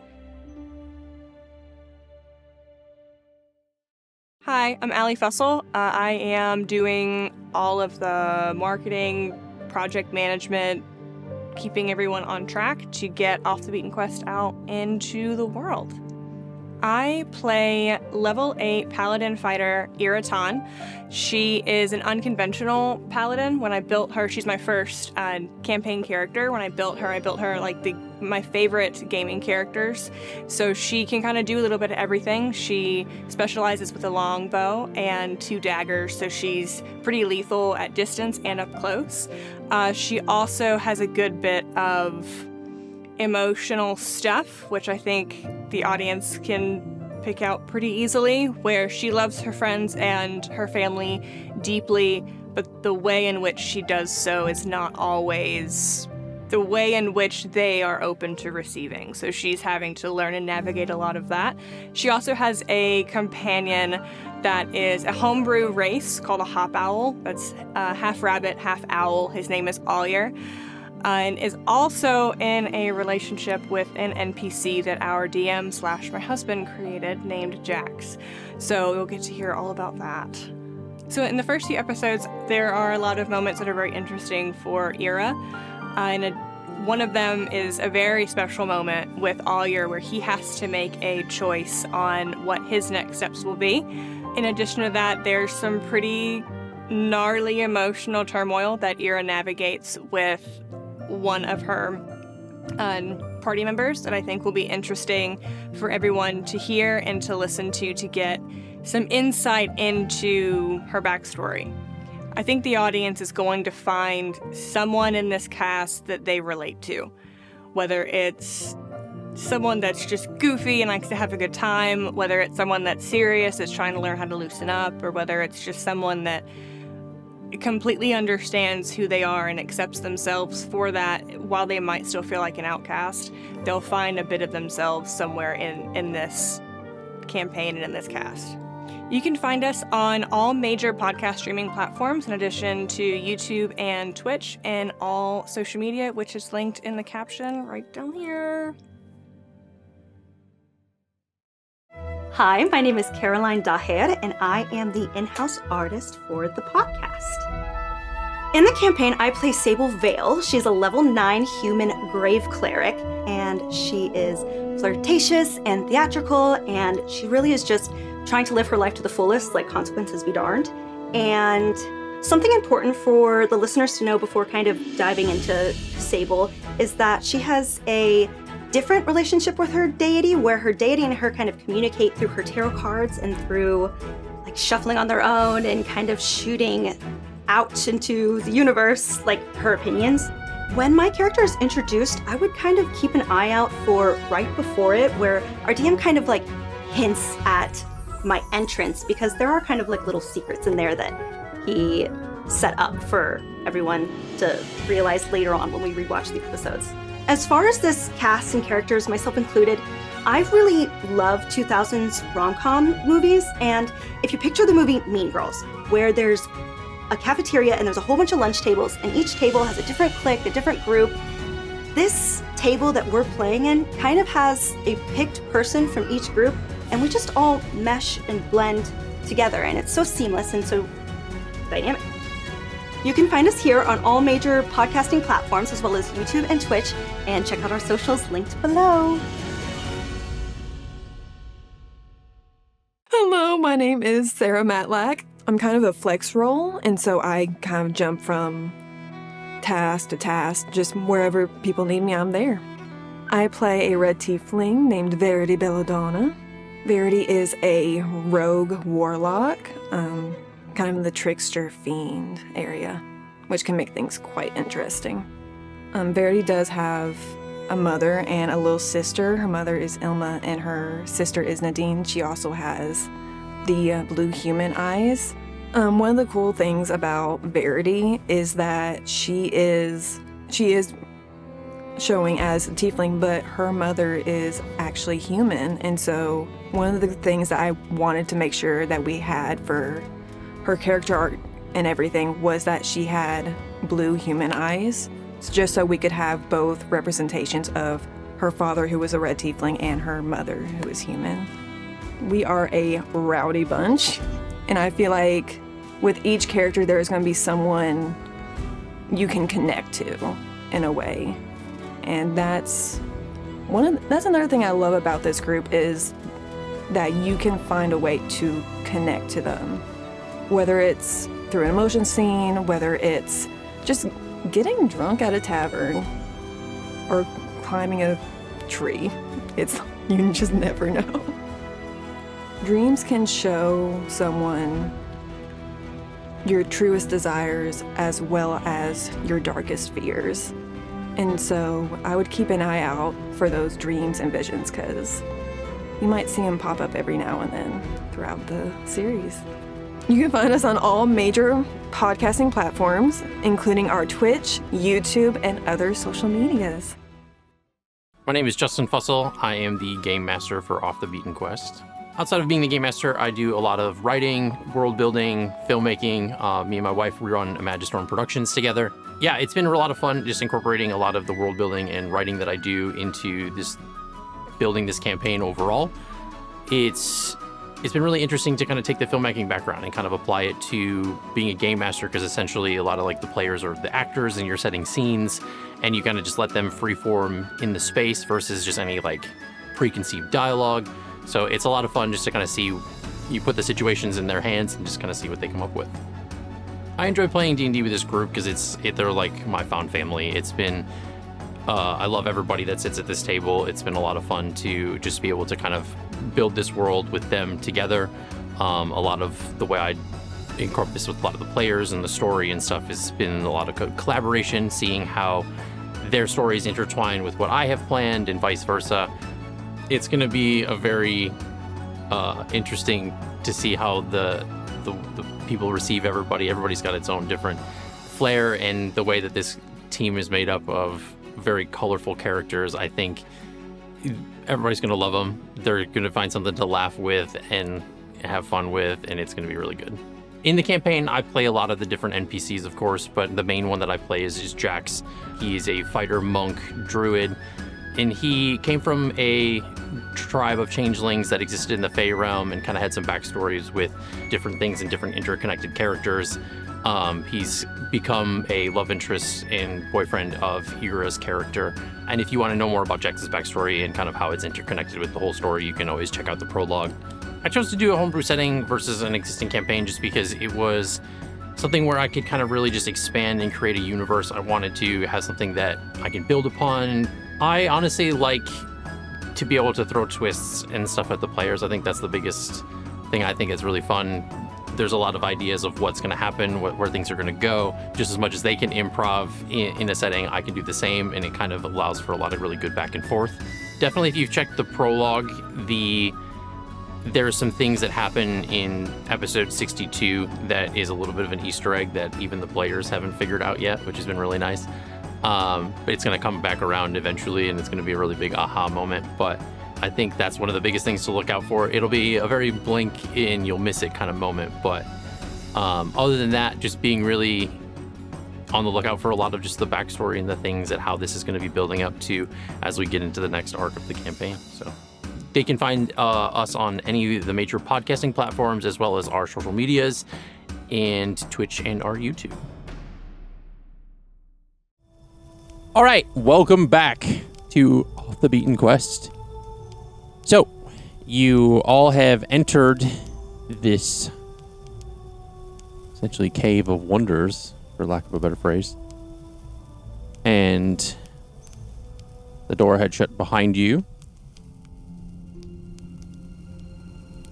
And now you enter and kind of proceed forward, and you've walked into the first chamber. You are now met with a wide open cavern of hanging cocoon-like husks, suspended from pale fungal cords that sway without wind. Each husk containing what looks like a dim silhouette, but not anything that you recognize. Ira's double checking to make sure the doors are actually closed because she'd like to leave. In the room is a pale amphibious humanoid, essentially blindfolded eyes, so essentially it's like kind of covering his eyes. Crown of antlers carved from peat. And he says, "Welcome, weary travelers. We are the ones who watched the others. The others?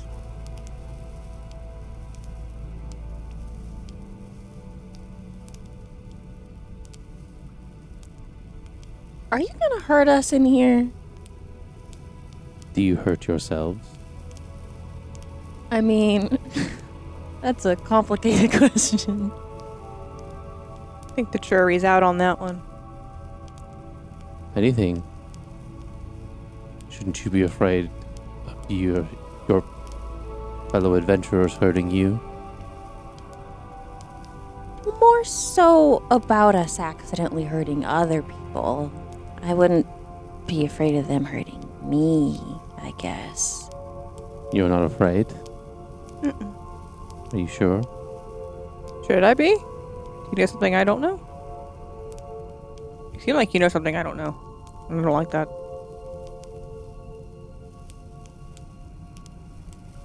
As you kind of step closer to this, like, blindfolded figure, kind of essentially just kind of getting closer to the room to, like, speak without kind of yelling across the room,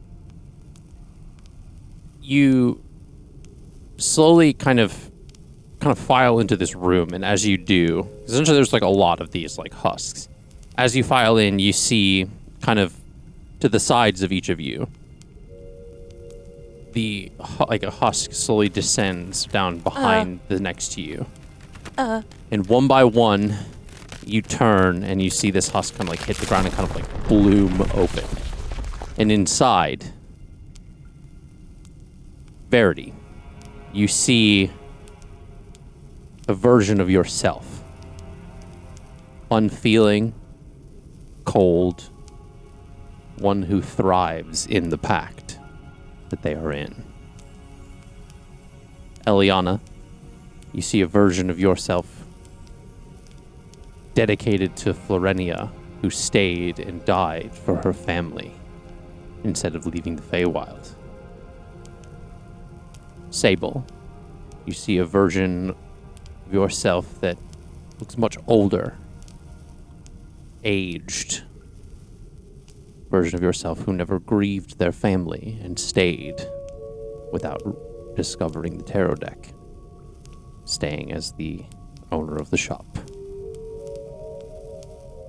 In Ira, you see a version of yourself in royal regalia, essentially diadem, tiara, essentially what looks to be the ruler of Port of Mar. Seems to be more vicious, hateful version of you that helped your brother kill your parents and take over the Port of Mar. And Jax, he's a version of himself where he stayed as a soldier for the tribe. No voice, body now scarred and deformed from the years of abuse. As you look upon these versions of yourselves, each of them look to you and say, "Why didn't you become me? Why are you better?" And they each say this all in your own voice. Obviously, Jax uses sign language, but... Do we see the other versions? Mm-hmm. You see all these other versions of the people that you've been traveling with for some time. And you hear them all kind of say this to each of you. Essentially, they're like kind of saying it almost in unison as they look upon you. This just got really weird. I'm going to have each of you respond to your reflection however you want. And your response will be allowed. And the rest of the people in this room will hear it.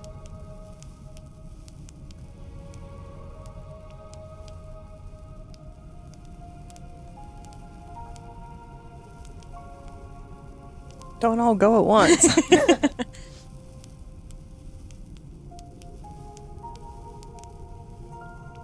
Verity will go first then. Okay.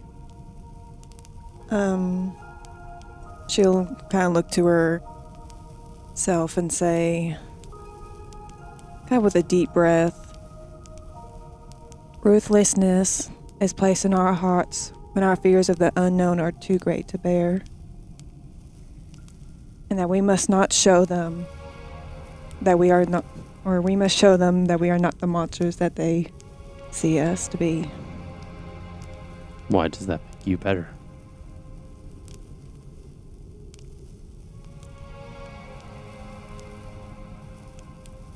Because I do not wish to be the fear for others. And I do not wish ruthlessness to consume me.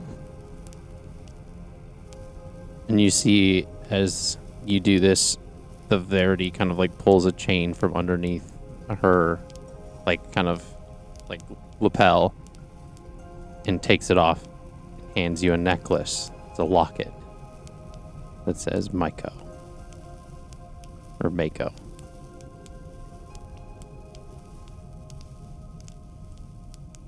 I forgive you.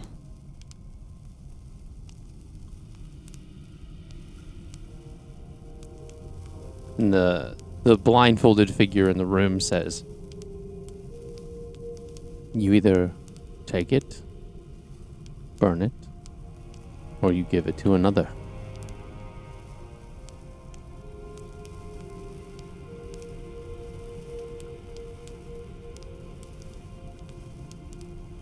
Before you make your decision, who wants to go next?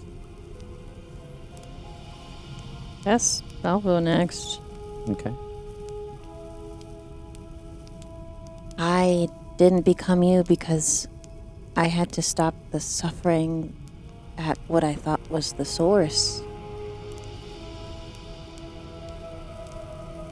While I could support the people at home, ultimately I knew more suffering would entail if I didn't follow to eliminate the Lich.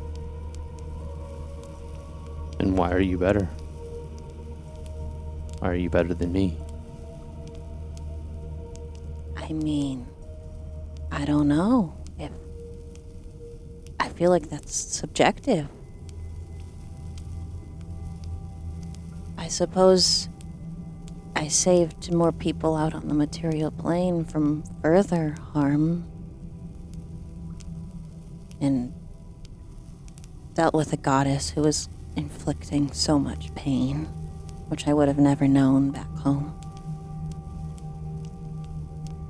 Had your involvement not caused more pain? Who's to say? There's no way for me to have known. Can't change the past. I can't see into the future. And she hands you a small coin that has Florinia's visage on it. Who would like to go next?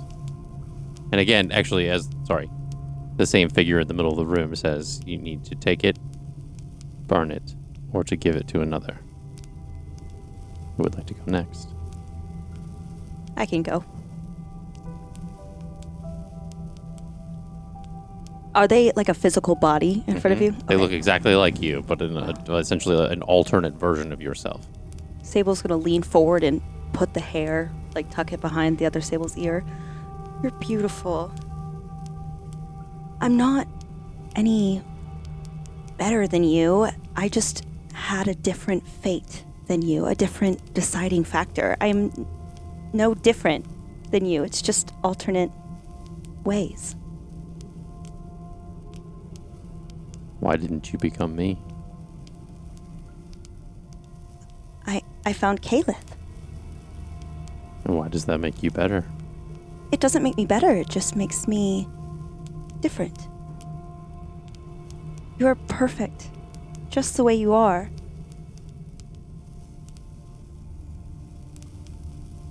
Why are you this reality?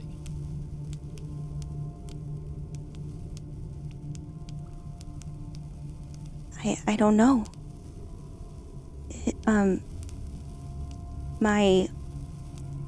Is Mom and Dad dead in your reality? Yes. I guess I was just chosen. Maybe it was a flop. But it happened. Did you mean flute? Yeah, Okay. a flop.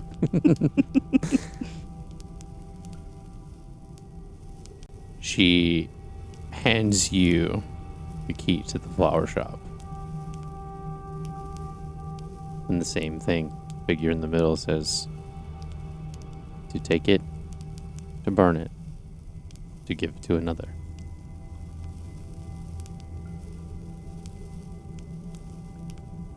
Jax can go before you if you'd like.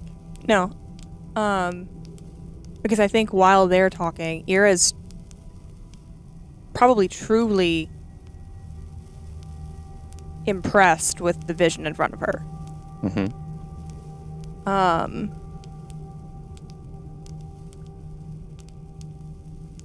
And I think she's going to start by asking a question.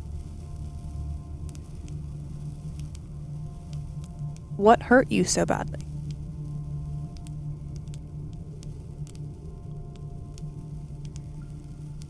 All she says is, why didn't you become me?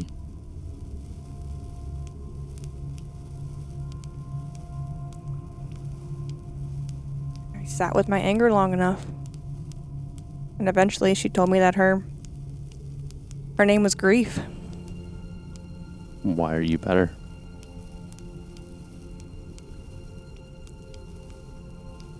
I decided to work through it. And I would assume that the things that you said that she's done, I would not know that. I wouldn't know that she's like partnered with her brother. The part of this, essentially, when you see these like versions of yourself, there's a very psychic level of understanding of what this person essentially is. And like they are the version. There's a very distinct recognition for all of you that this is the path untaken. This is the other side of the crossroads in your life. I think I'm closer to you than you realize. I think I'm better because of the people that I've chosen to surround myself with. And she kind of looks to either side of her and hesitating on Jax.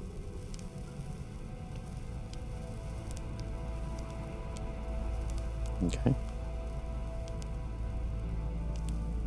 And I take it you've never left.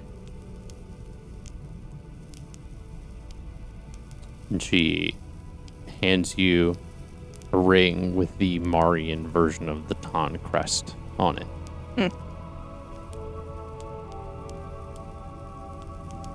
And Jax looks at his version and says,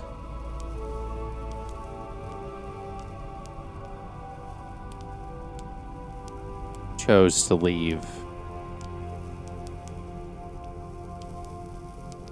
because it felt like the right thing to do. It felt like my time where I was over, and that I needed to forge a new path, whether it's with the people that I'm here with now or wherever else I ended up. I have a voice now. I can speak for myself. And I'm sad that you don't. And that your voice was never given to you, given the circumstances of everything, but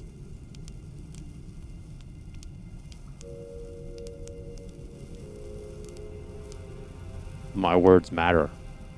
And what I do matters. It matters to the people in this room. It matters to me.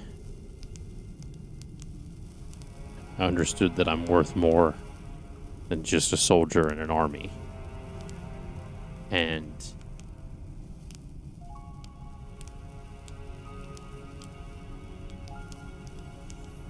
that makes me better because I chose to learn the truth. Sit with it. Accept it, understand it, and understand that I'm not going to sit in silence. Not anymore. And the version of Jax hands him a necklace that indicates it's from their tribe. That indicates that he, like, from what a sentry or like a soldier in that tribe would be, essentially kind of like status symbol. And again, just as it did to the rest of you, it says to take it is to burn it or to give it to another.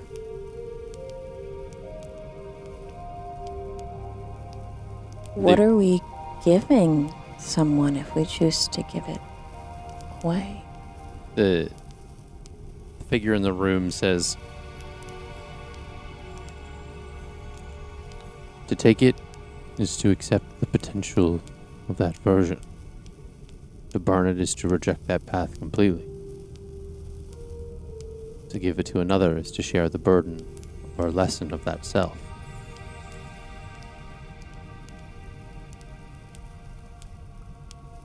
And Jax takes the necklace and he puts it on.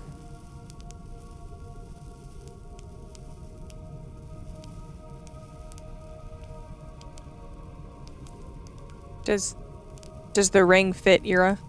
Mm-hmm. She's gonna put it on. Okay.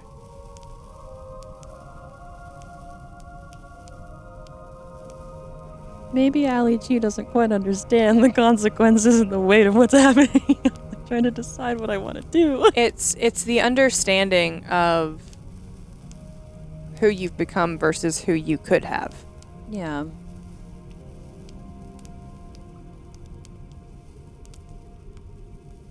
To burn is to say, hell no, absolutely not.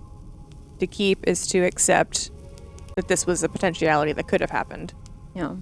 And then to give it away is to what? Share that burden?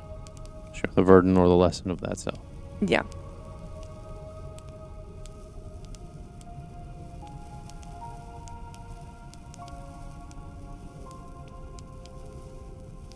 Sable's gonna put the key in her little bag where her tarot cards are.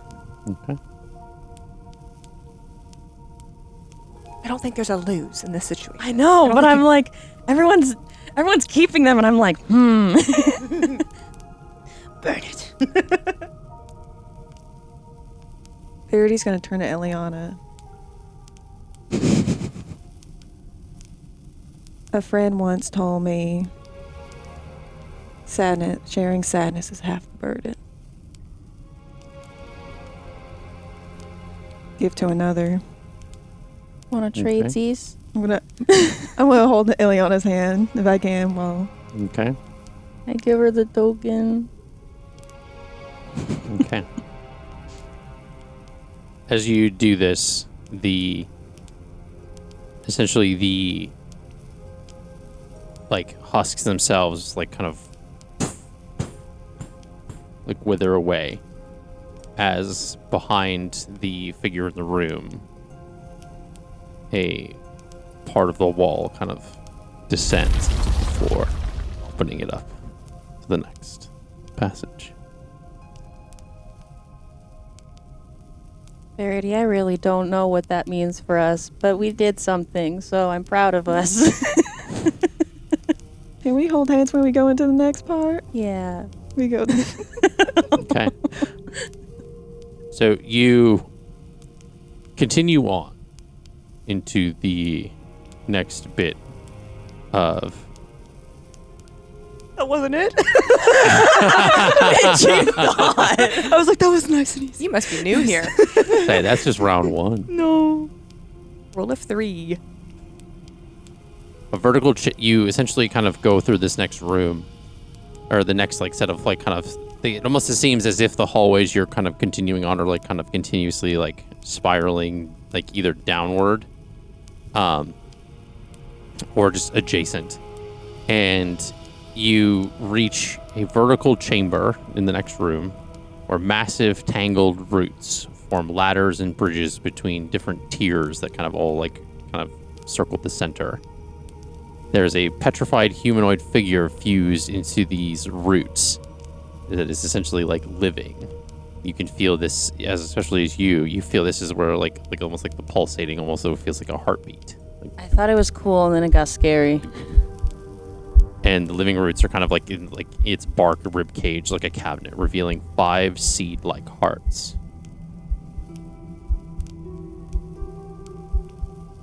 In the there are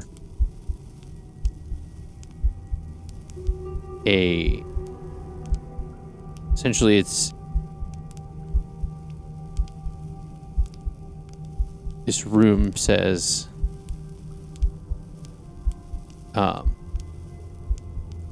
it's like from the figure in the tree kind of acknowledges you as you enter.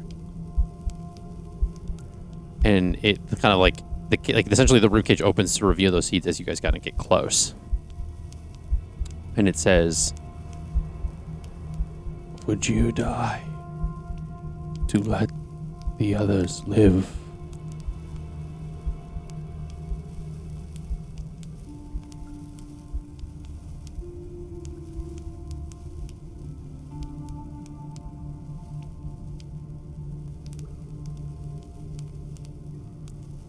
Eliana is thinking back to her sister Lillian's words about how she can only do so much and she can't sacrifice herself to save others, basically, in a sense. I don't remember the exact wording, but about you can't save others if you can't save yourself. Mm-hmm. And she thinks about how she's been kind of anointed the star person for the Circle of Stars, and she's like, I don't know if I could. So effectively saying no. Yeah. As you do, one of the seed hearts goes into the roots, and these roots kind of surround this room because essentially the door again seals behind you. The roots that are kind of making up this entire room begin to slowly kind of tighten around all of you. But not enough, a lot. It just essentially they kind of start slowly moving inward as she says this.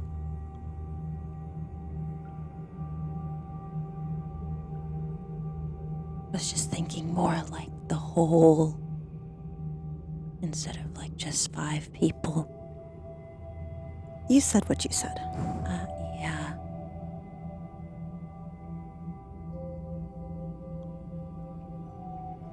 If it was my fate to die, if that is what was supposed to happen, then of course I would die to save any of them.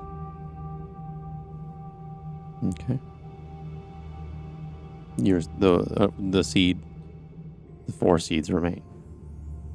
Ira is thinking back on what just happened, Mm-hmm. the abduction and her blood being almost being taken and all of that. And she's playing through that in that moment in her mind. She already has kind of thought about this. And while she did fight back, she remembers thinking that maybe if she did just stop and cave, that it would all be over for everyone and they would be safe. So her answer is yes. Okay. Verity thinks back to the battle with Thanatura, looks at Ira, and then back at the tree.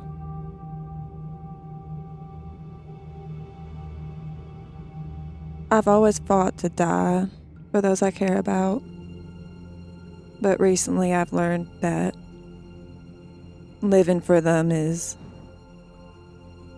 much more powerful. They can do so much more. No.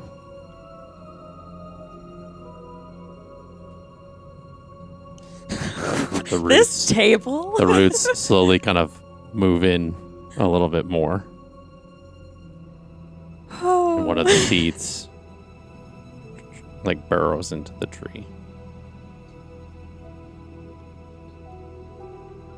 And Jax looks at the 4 of you.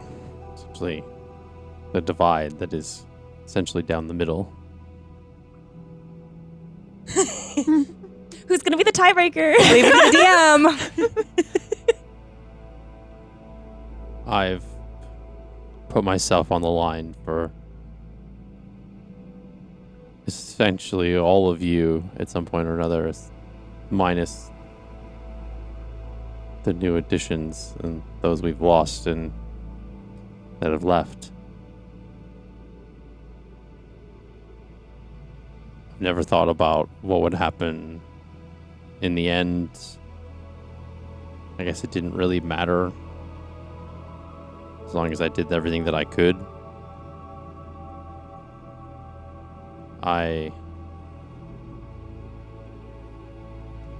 And he looks at Ira. He says, I know that you'll effectively outlive me regardless, given all things considered.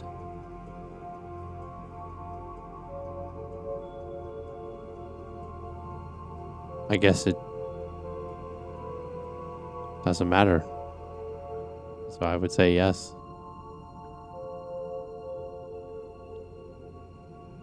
And the 3 seeds remain.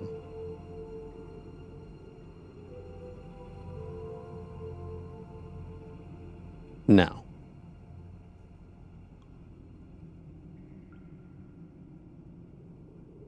nothing happens. The room stays the same, where the roots have moved to, and you are effectively left in this room. Is it like a jury? You have to convince them to come over to the other side? That would be cool. You both, it's 2 and 2. No, it's 3-2. Yeah. But it's ultimately however you decide you wanted to proceed. The tree asks again. Would you die to let the others live?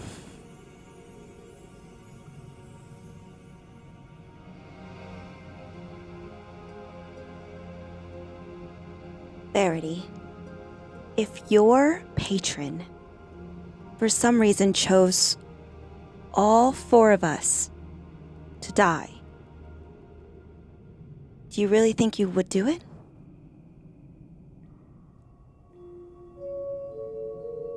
And Eliana, let's say you never realized that Thanatora or Flostis, I'm not really sure which one's the good or the bad, but what if you never found out that they were bad? Or what if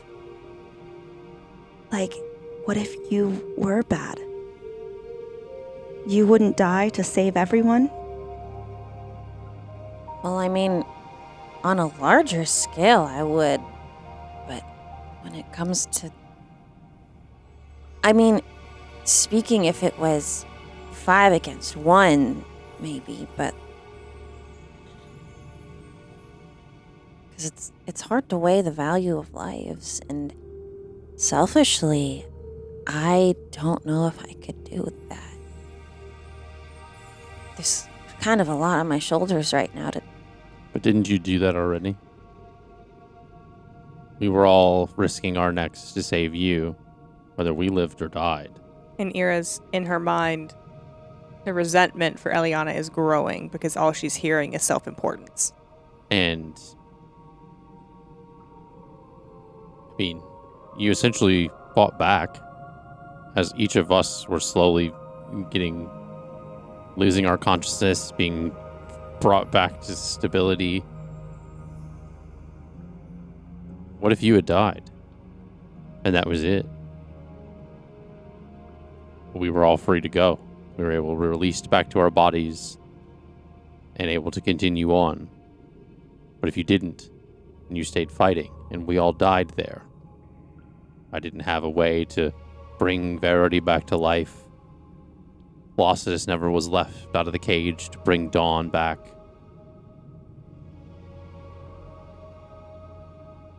Well,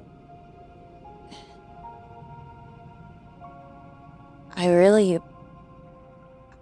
can't thank you guys enough for coming to help me. But Also, Thanatura was incredibly powerful. If I would have sacrificed myself, she would still be out there, hurting millions of people. But it's okay for us to sacrifice ourselves for you. No. Either way is not an optimal situation. So is it safe to say that, I mean, with what's going on with her, that if we get into a tough spot because of the weight on your shoulders, we're just going to be left? You're going to flee and run? I'm not saying I'm not going to go down fighting. Nobody says that if you die to let us live, you wouldn't go down fighting. No one says you would just roll over like a dog. That's not, I guess, not the question this tree is asking. I guess that's kind of what I assumed was, would you sacrifice yourself? Well, if you had, at any point, don't you think everyone would work a little harder to make sure that your dying wish was fulfilled because they love you? And it isn't if it's just you versus the four of us. What makes your destiny and fate more important than Ira's or Jack's or Verity? And I will say we are kind of like laying it on Eliana a little bit. Because Verity did also say the same thing.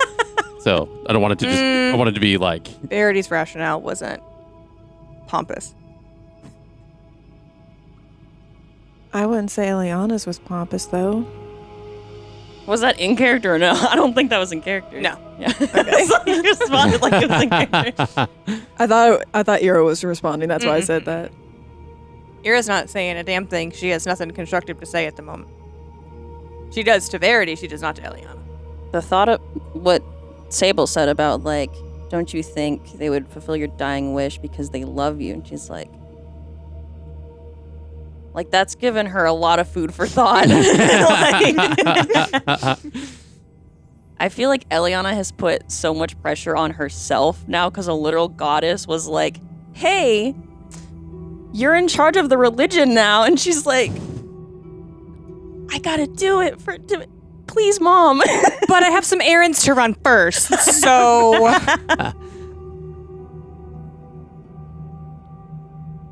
I mean, just, these places are cryptic. I kind of took it as a, hey, give your life up right now. That thought process makes sense. It really does. It's just that... But I'm not saying I wouldn't fight for my friends if they were in danger. Like I said, it's kind of hard to... Would you die to let others live? And why won't you, Verity? How it's worded is tricky. Because I will fight for y'all. And the end goal is for all of us to live. And if I die trying, then that's it. But the end of the day, I'm fighting to live.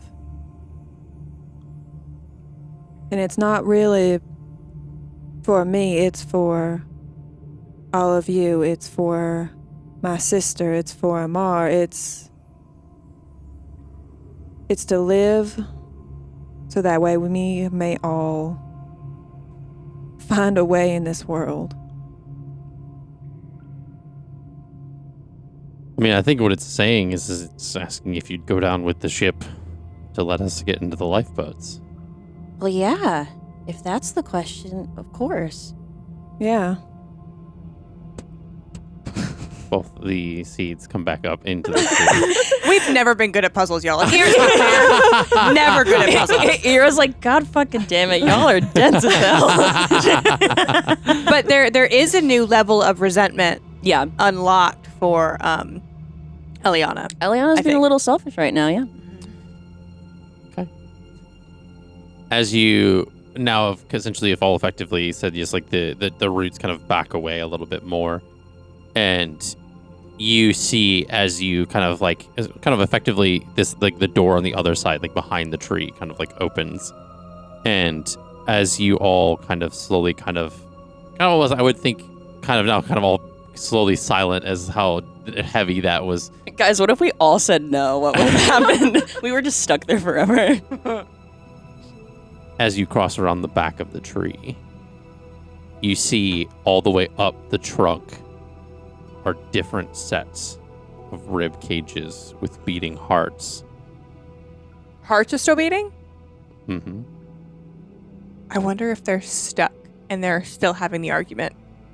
No, these Like their parties these are are still effectively at different like heights, essentially like not in groups, giving the inference that had there been mixed answers and that was the outcome, one person would have been offered to transformation into a willing root. Their memories would stay, but their body would remain there. That's what I was thinking. I was like, they're gonna have us fucking sacrifice one of us to get out of here if we don't fucking... That's why I was like, Eliana doesn't want to.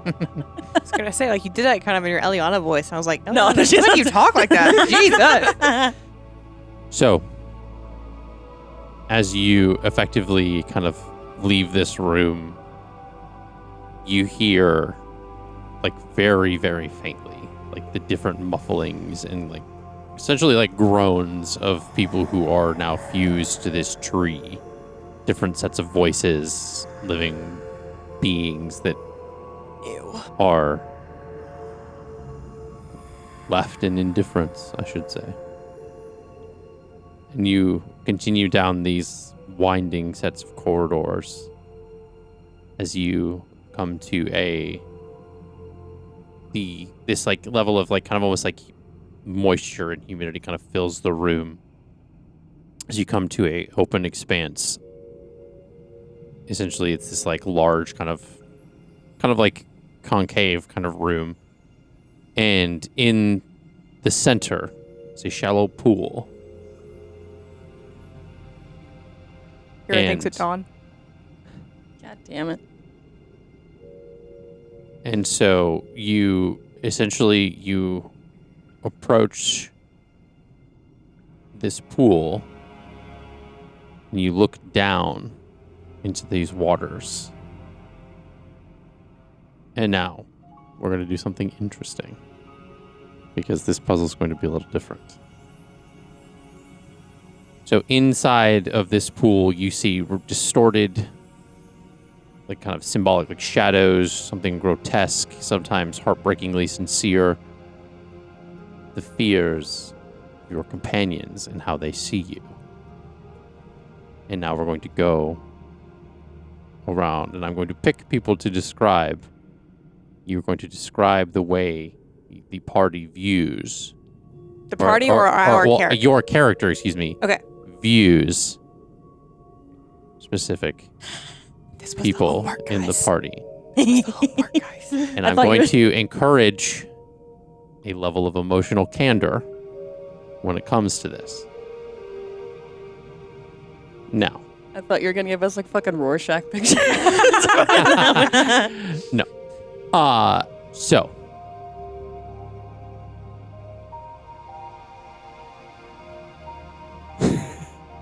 The look of terror on everyone's Alleys are face. stressed.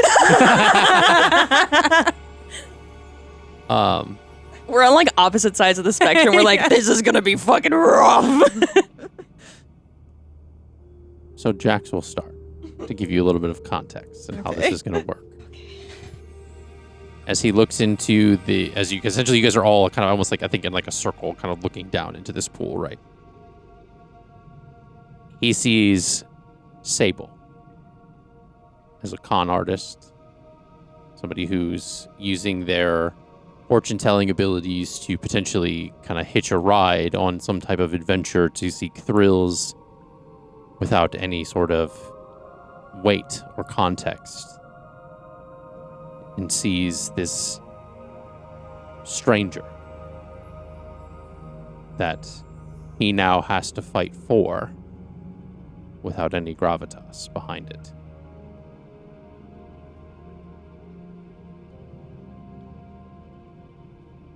Now, Ira, you're going to describe Eliana. We knew that was coming from the freight train. We're kind of hitting on it already. There's this seeming self-importance where self-importance, self-righteousness, that her decisions are the only right decisions, that if anyone else has anything that they've experienced that influences their decision-making, it doesn't matter. In her eyes, they are wrong. There is not a seek to understand, but a seek to cast judgment. And an unwillingness to truly try to understand the perspective of those that she's choosing to misunderstand. And again, for a little bit more context, right? You essentially, each of you as a player, are facing these reflections. But because of the way we're having people describe this essentially is you're seeing a reflection of yourself based around, essentially what I just said is what Eliana sees of Eliana. Correct. Essentially, it takes the amalgamation of the worst kind of assumption that, in theory, some or all of the party would have about each person in this, kind of circle. So it's not necessarily us, our fears of that person, but our conceptions, our worst conceptions. Fears, if you're afraid that they're going to turn and put a knife in your back sometimes, things like that. Also, just want to shout out that we are rock solid as friends, or else this would be rough. Right. I cry whenever I feel any type of emotion, so I would have been sobbing at the table if we weren't chill. Yeah.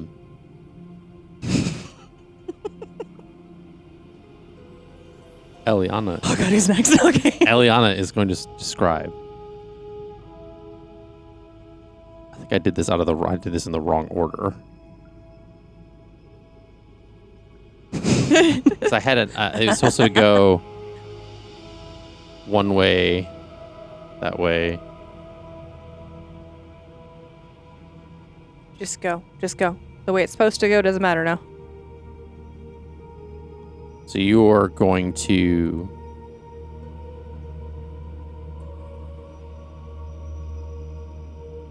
Verity is going to describe Jax. I'm going to skip you for a second.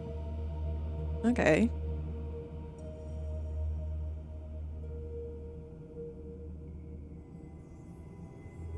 I'm thinking.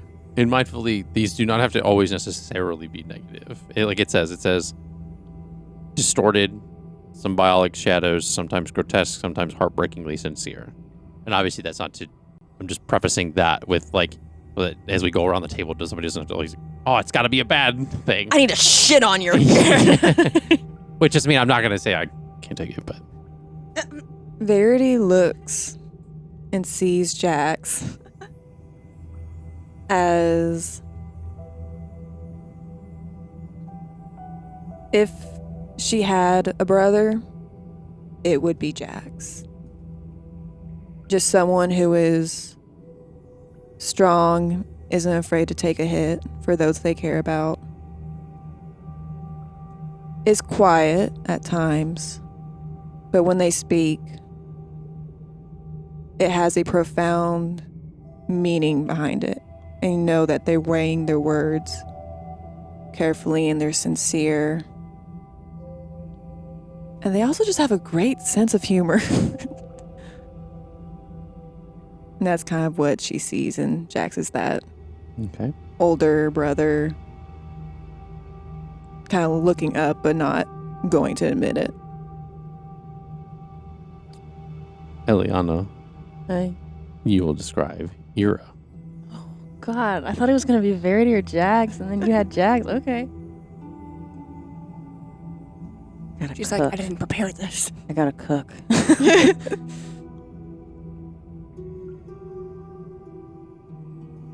Fuck. Season that bad boy. I'm like, what does Eliana think about Ira? I haven't thought.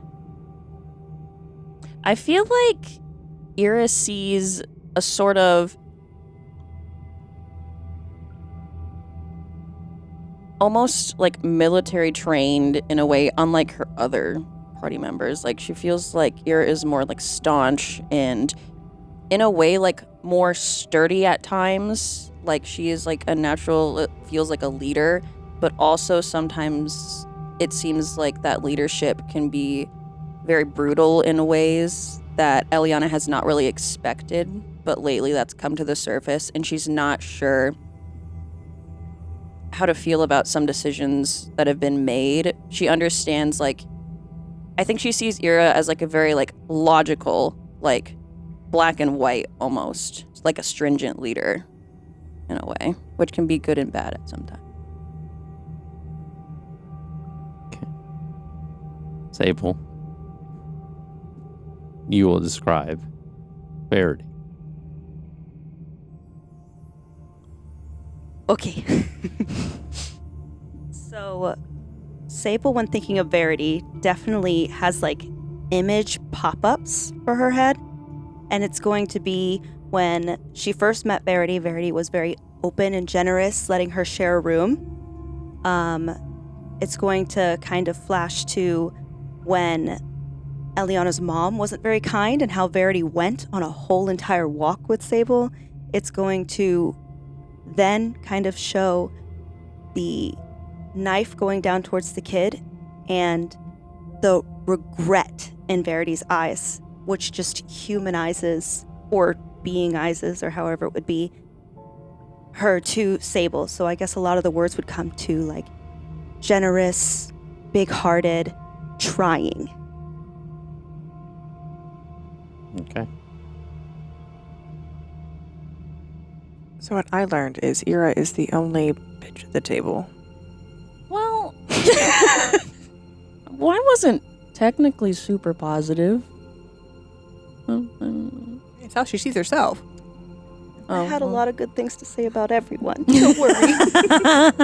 So, now I will ask each of you individually. Do you accept this reflection's right to exist? Or do you deny it? Do we know, like, that it's someone else's, like, perspective of us? Or do we just see, like... Well, I would like to think you see a version of yourself that either you don't agree with or aren't, or are a little bit surprised by. You're like, okay. There's a little bit of, like, taken backness. Essentially, it's not... Some of it could be how you see yourself. Some of it may be how you don't see yourself. Is it a take it, burn it, or share it, or is it just the first two?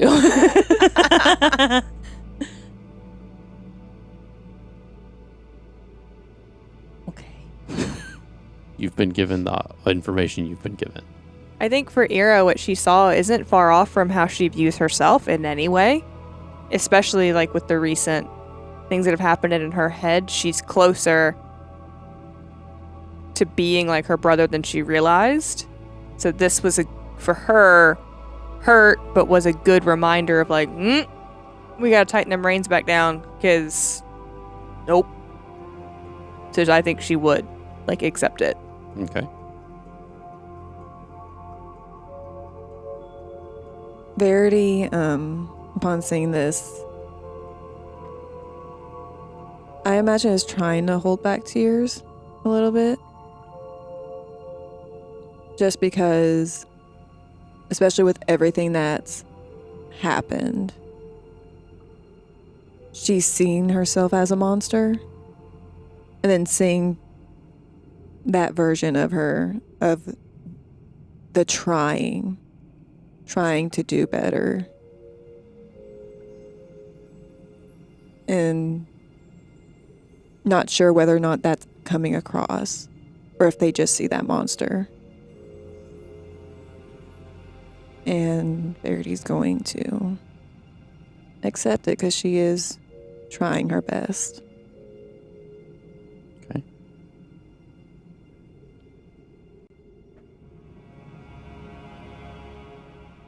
This take it or leave it thing is confusing the fuck out of my brain. It doesn't get any more black or white. I know, but but I feel like Eliana sees this and it scares her a little bit. Okay. Because in her mind, she's like trying to do what her goddess told her to do, and like you need to spread this and like make it known and continue on. But seeing this like self-righteousness and like almost self-absorption of like all importance, she doesn't want to be like that. So I don't take Do you take it and learn from it and accept its potential and work on it? I want to Or do you that not? one. Or do you not take it and you reject the concept and think that you are perfect and nothing is wrong with you? I'm gonna try and take it to heart and like not go down that path, if that makes sense. You accept it. Yeah. Okay. I don't deny it. So I guess that means I accept it.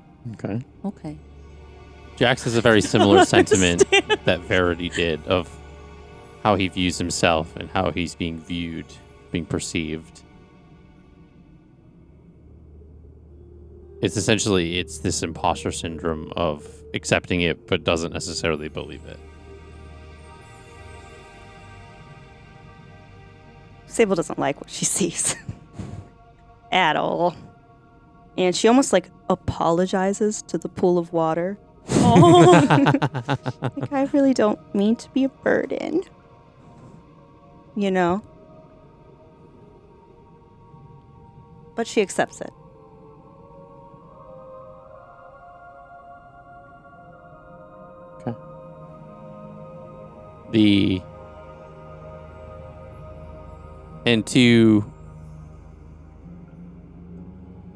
And again, to be clear, right?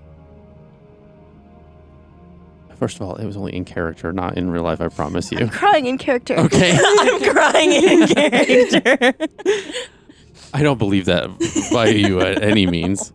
But for a lot of it, right, especially from Jax's perspective, again, it's the lack of time, connection, fairly new people. And I think this exercise is interesting because I think each of you would have said something different about the people in this room. And given the ways you have all perceived each other in the different things that you all are going through as characters and as people in this world, that you've gained a level of perspective on each of yourselves and how you're viewed by everyone and how you want to be better, how you want to connect with, at least in a different way, with the group. And as you do, this kind of water slowly drains out of the pool, and below it, a spiral staircase opens through the water.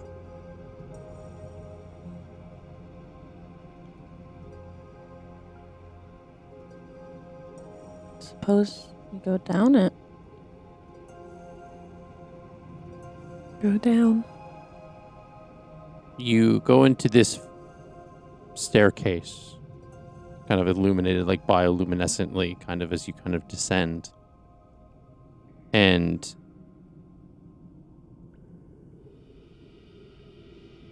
you see this kind of small kind of chamber like room, kind of slate stone bricks kind of making up the room, and you see this primordial kind of presence that's sitting kind of almost connecting into the walls through roots. And you see, as you kind of step off the steps, you kind of see this like kind of visage kind of like the whole room essentially turns into the forest that you had came from. And you see it is speaking through this kind of form, is kind of standing amidst the grass, almost looks kind of like a dryad in the midst of everything. And it's speaking to you in kind of like the mimicry of all of your thoughts. Hate that. In the different things that you all kind of have fears and thoughts of either yourselves or one another.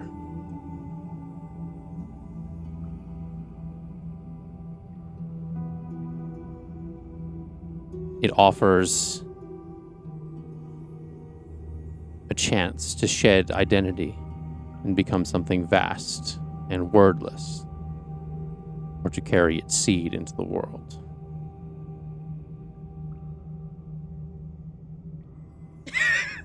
That's not where my mind went. You guys, all right. Is this alien or something? That was me. I'm sorry. I triggered that. My bad. God damn it. Now I know how Matt feels.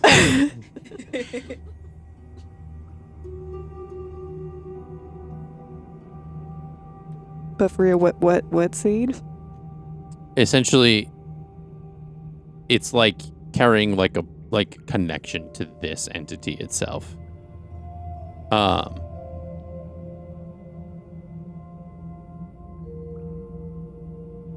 not gonna lie, this last part's a little vague.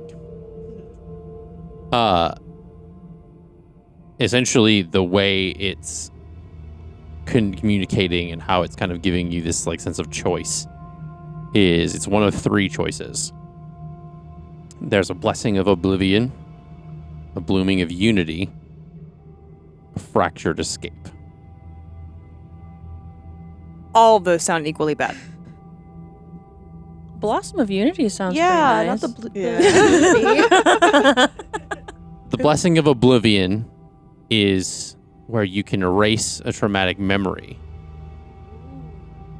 but it severs your bond with another player. Nope. The fractured escape is if you fail to reconcile or choose selflessly amidst all of this. You each will exit this cave alone. I will not tell you the rest of the circumstances of that. And the blooming of unity is if you hold true and fast to one another.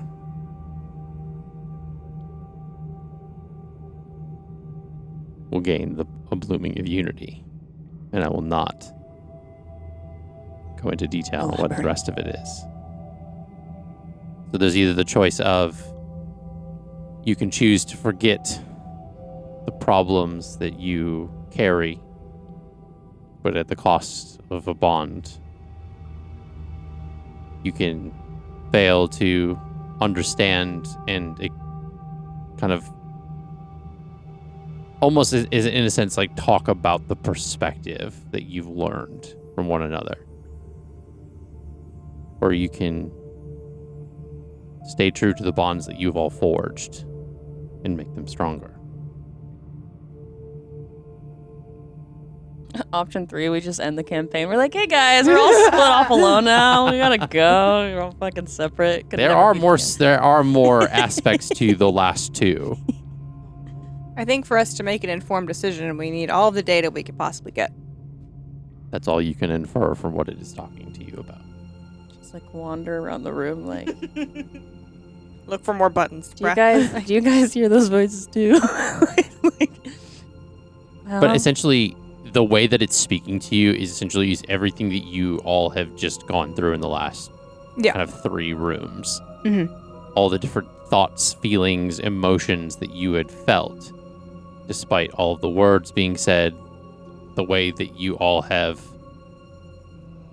been seen or saw yourself through other people. And did we see other people's reflections or just our own? so the reflection that was described, Mm-hmm. in theory, is what everyone else saw as well. Okay. Of yourselves.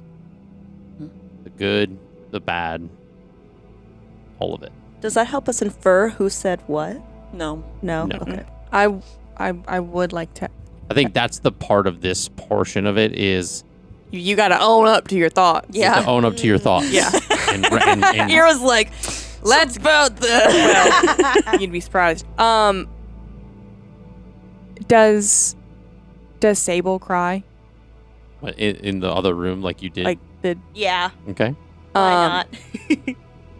I think Ira would go over to her and just like wrap her up in a hug. Aw. Mhm. Don't make me do it again. Oh, why not? It's fun. It's not fun. And just let her know in as few words as possible that she's not and hasn't been her burden, and that she would not be here. Just randomly typing to keep herself from crying. That she would not be here if we did not all want her here. And Jax will kind of see this like again, seeing the emotional response previously, and then kind of the way Ira's kind of consoling and stuff, and obviously, and I would think, right, the people who did describe the other players recognize their perspectives more so than the others would recognize like what they saw. And he says, he comes over to Sable and Ira and says to Sable, a lot of my feelings about you are from fear. I've lost a lot of people, seen a lot of people in this group come and go.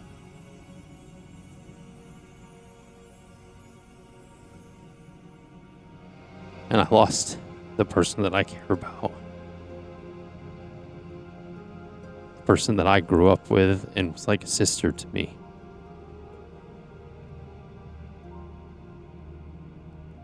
And I'm afraid that there's an easy way for that feeling to exist again in you and other people.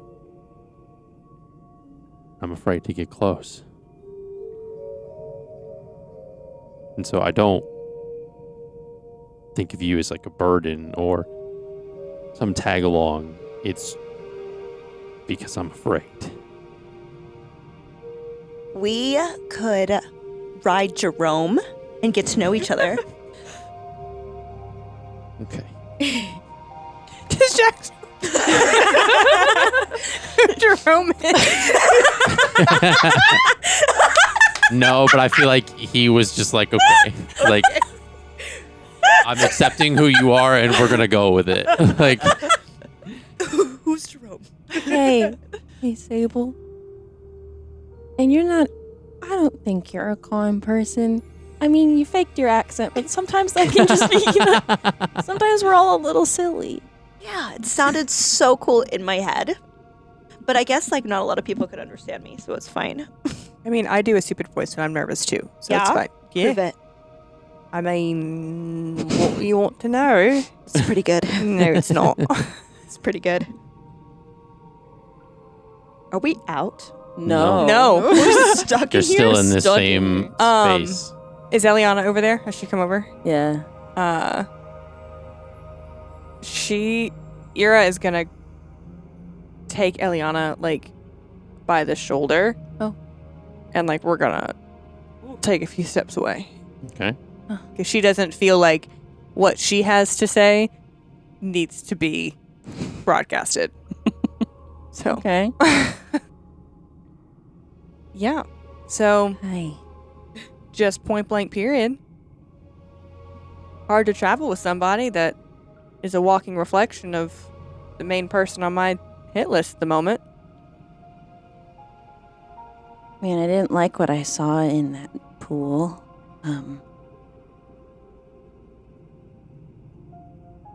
I guess I just feel a lot of burden from a god telling me that I need to form a religion, and I just don't really know how to do that. And So walking with your group of 4 others and casting your judgment like it's law is a good way to start a faith. casting my judgment. You didn't seek to understand why I told Verity to kill that boy. You didn't understand. You didn't ask any questions to see what I'd experienced, what I'd gone through. You just determined that it was the wrong call. I guess that's just what my gut told me. When I see someone in peril, like kind of defenseless, it's hard for me to understand why, if someone's surrendering. Did you know that he was for sure surrendering? I mean, You had the information of looking. You didn't ask what I'd been through. I didn't. And the data that I had said, go ahead and take him. Because what's to say he's not going to get out there and come for me later? Because I'm apparently an heir apparent of something. And I am important for whatever reason. And my blood is important for whatever reason. Which means they're not going to stop. I guess it's... Not everything has to end in death. Doesn't. So... That's why I was so heated about what transpired. You know, come to think of it, I haven't thought of any time that you've asked anyone any questions to understand. I get grilled. Jax gets grilled. Verity for sure gets grilled. That poor girl. She just wants to be cozy and read a good book. I mean, when the whole thing with Verity was happening, I was trying to understand her whole relationship and how I could help. Because I've been through a similar kind of thing with Aarencia. I wanted to seek to understand how I could help her. I feel like I did. So then what about me?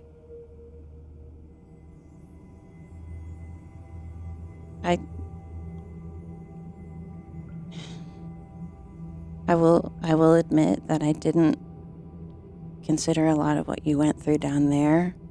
I was at first, and then everything got very out of control very fast. And my Jax came through the ceiling. I don't know why that happened. yeah, I don't know how he didn't take any damage. You just stop asking questions at some point. You just let it happen. See, more not asking any questions. I don't know.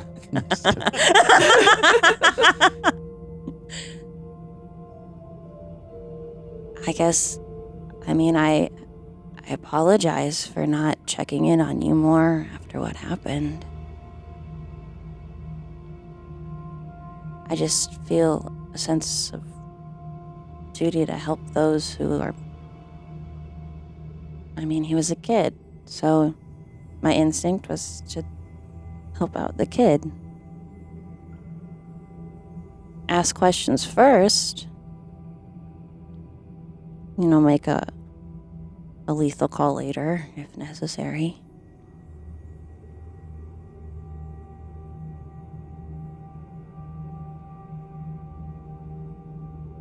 I had something clever I was going to say and I forgot what it was. What a fucking mood.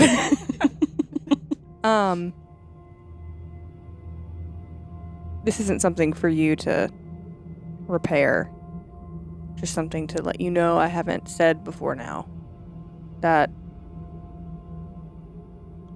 walking through this journey with you specifically and knowing what you've been tasked with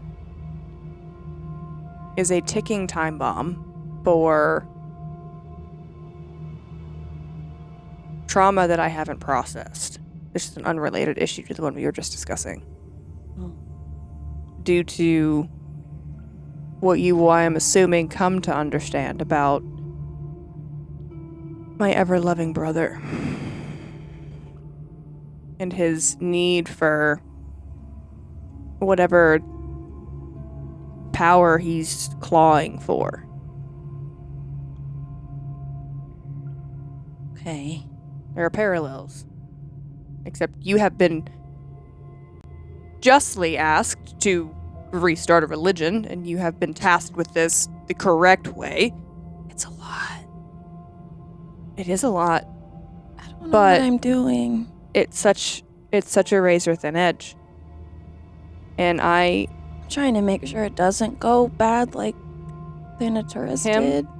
And him. that'd be cool to not wake up and have a...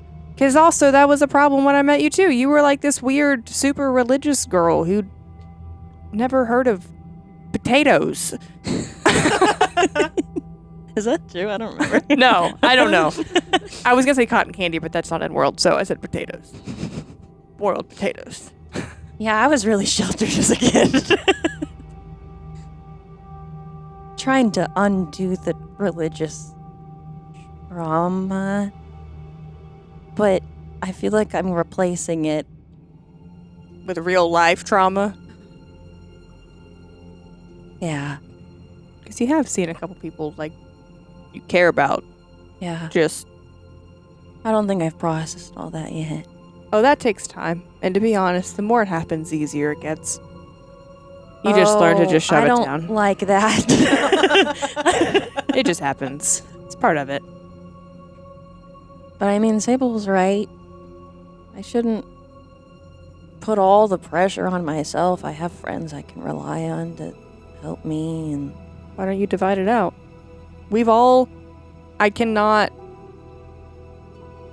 say that I will dedicate my life to philosophy. I'm not asking you to do that. You already have your own gods. But I can assist you in the ways that I am capable of. Thank you. So you don't have to carry it on you can if you want. And you hear the ways that we're capable of. Because the fun fact about this, and I haven't gotten into it yet, I'm just letting you guys riff. Even though you walked away, everybody heard everything. The illusion of privacy is fine. Oh, whoa. She just didn't Yeah. want it to, she didn't want to come down on Eliana and Yeah. it be like you're coming down on your best friend in front of the entire English class.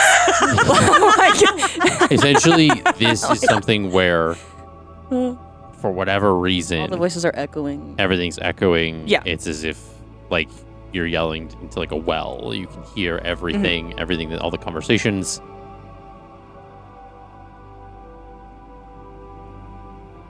Yes. I would like to throw even though we can still hear everything, Verity does walk over to, like, Sable and Jax. Mhm. And she gives Sable a hug. Aw. And she says, you might be a con artist, you might not, but you know what? You are the best con artist. Because I really believed you were a tarot, like, fortune reader, and you what? I conned you into loving me, which is like the best You thing. conned my heart. You conned my heart, and do you what? You conned my heart, and she boops your nose. Things are going so much better on your guys'. I kind of shift this.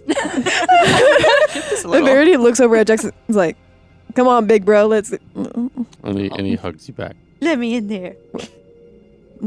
It's like a girl group hug, Group actually. hug. Group hug. And you feel, because of the way, like, Jax is, he's like kind of like scrunching you guys a little Aw. bit. It's like a tight muscles. Yeah.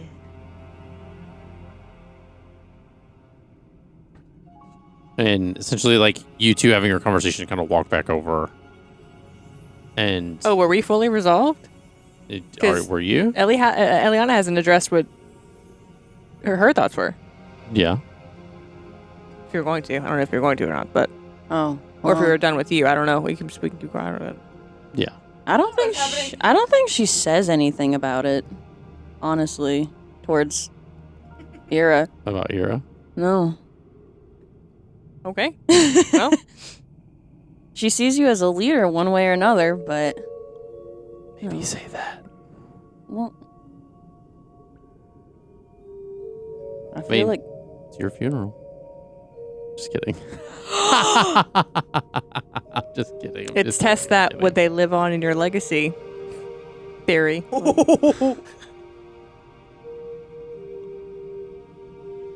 I mean... I'm trying to think how she would address this. Or somebody else can address it to Ira first. Because you all saw it, right? Like, you all saw the way Ira was viewed. Because I think at this point, all things considered, that's the one thread that hasn't been addressed. Aside Verity's from... Yeah. Which I was going to continue. Hi. Sorry, I'll go to bed. Amidst the hug, right? Yeah. As the hug kind of breaks away, and he says to Verity,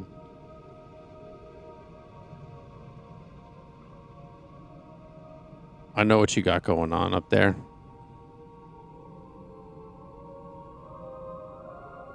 If it comes to it, and it for whatever reason turns on us, and he kind of says it's like in an endearing way.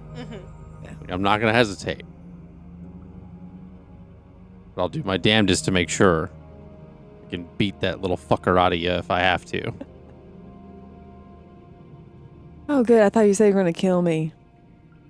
That airs things out a bit. Well, let's not have to test the theory of if you die, he leaves, and then we bring you back to life. But Didn't work last time. That's so true. He's already You're That was Verity hears just- that that from was- a distance. that was just her, it was her soul. It wasn't her physical body. But I appreciate it. all things considered, as much as you view me as like an older brother and things like that, you're kind of like, to me and the rest of us, this like little rain cloud younger sibling that we got to make sure we got to keep spreading the sunshine as much as possible, and letting you know that you're not in that rain cloud alone. We'll hold up the umbrella or whatever piece of cloth that keeps the rain from just chilling you to the bone. This shadow thing be damned. That darkness that keeps trying to make you feel like you're a danger to yourself and others isn't going to scare any of us away. Not anytime soon. Or ever. We love you. We love having you with us in this group. And you're kind of stuck with us now. And he turns to Sable and says, so are you. Nice. Good. Because I don't want to be alone.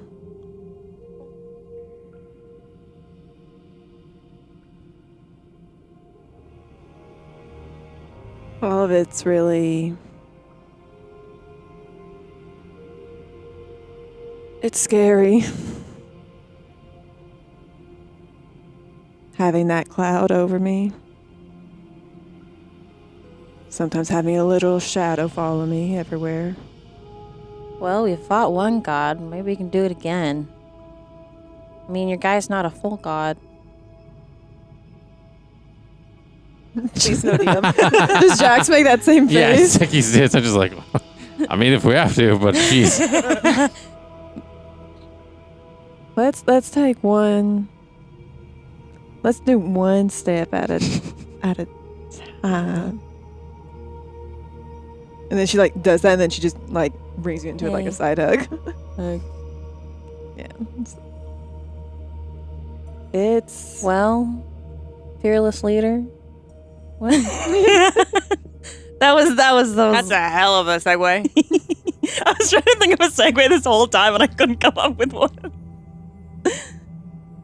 What do we? I think the problem with like what Ira saw is that there's no difference in what she saw to how she sees herself. So in her mind, it literally could have just been herself. Like she that was her thoughts. Yeah. Oh, someone messing with the. Hey, Gabe, It's okay. stop it. Be cute. Yeah. He can sniff my stuff. Play with the door. I guess.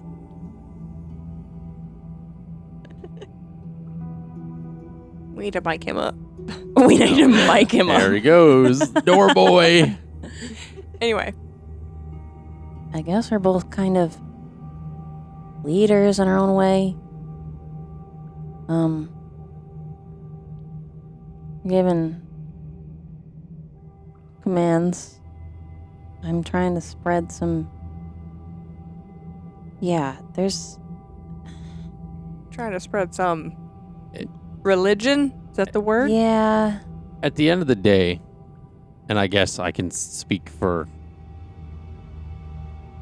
in a different perspective. You may be this fearless leader that a lot of us turn to and rely on. But I do get to see a little bit of a softer side of you than a lot of other people do. And I think, especially the people in this room, it's okay to be a little squishy sometimes. Because we've proven time and time again that we got your back. And as much as you have ours. Like you always have. You've always made that clear. And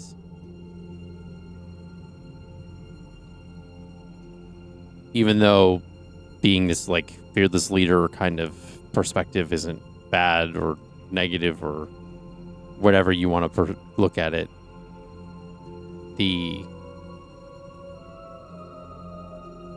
I'm sorry. I love him so much. I just don't want that to be too much to the point where it just feels like what we've seen any kind of gestures to Eliana, it being all on your shoulders or feeling like that, because it can come off in ways that aren't the greatest. Well, I think the parts of it for me that are okay are that when it counts and when the chips are down, I don't cave. I don't need to take a step back and evaluate. I just know what the move is. But I mean, It's the emotional consequences of having to deal with all that later. You know? I mean, we just had this whole shit with these people that were trying to maybe kill you, maybe drain you of your blood. I don't even know. It's not worth it to be. I know this is another opinion from me that's like, maybe I'm not seeking to understand, but it doesn't reward you in the end to completely steel yourself against everything, because it'll all bubble up in the end and it'll all bottle up and come out at some point. So I think that's the interesting part, that almost everyone here misses, is that I don't steal myself away from it.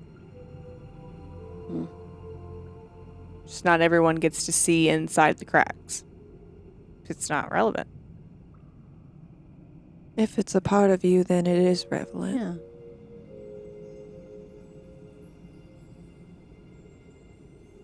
And she's thinking through a few moments, like whenever, like Verity first like snapped back to life, and Ira was crying like over her, and she's thinking of like several different moments where like she did break, she did crack, and she's like, "Am I just supposed to be an exposed nerve all the time? Like, you want me to just like wrap myself in like a big pink plush blanket and just cry when things are hard? Like, that's not no."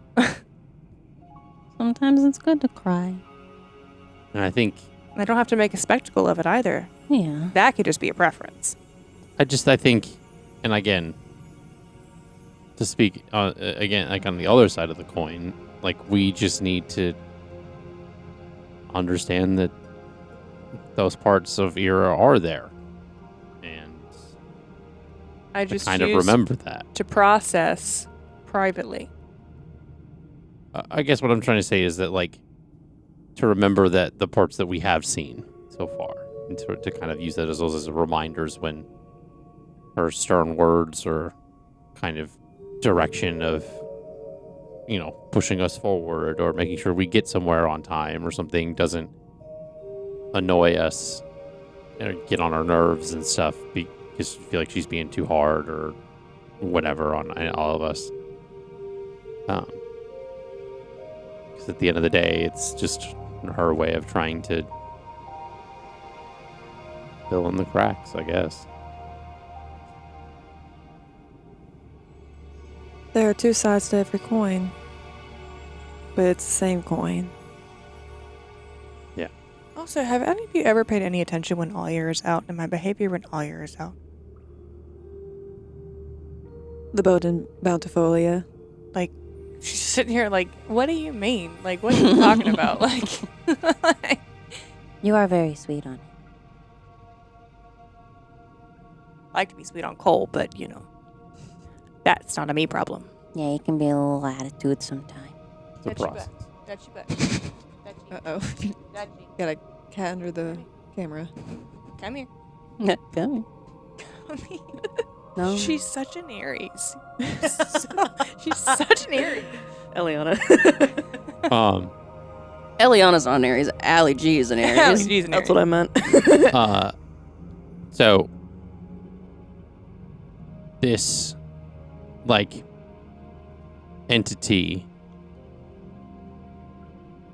the last things you hear, you all are Chaos United. Did they just name us? We sound like a church. I kind of like it. I like it a lot. We are two sides of the same coin. And essentially this kind of, there's this level of, like, you see all the kind of grass and trees and stuff. There's like, it's almost as if everything around you all just kind of bloomed at once. And now, under circumstances, this is not going to be a free-for-all. You are now all forever psychically linked. Thoughts, emotions shared. Ira's like, I can't drink ever again.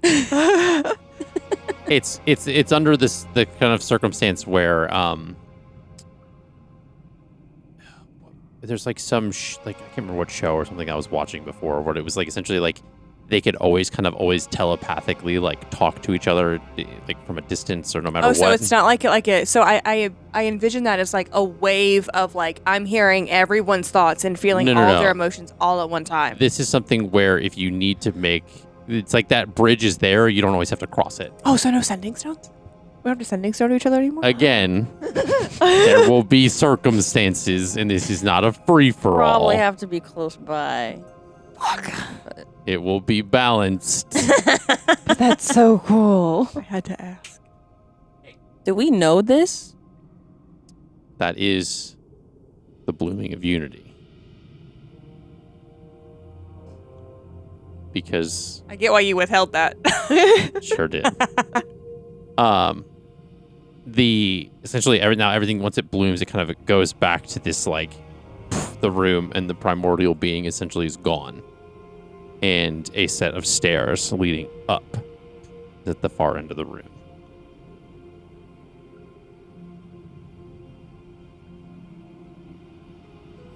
And so you all approach the staircase, and you go up the stairs, and you find yourself walking out the front entrance of the way you came in.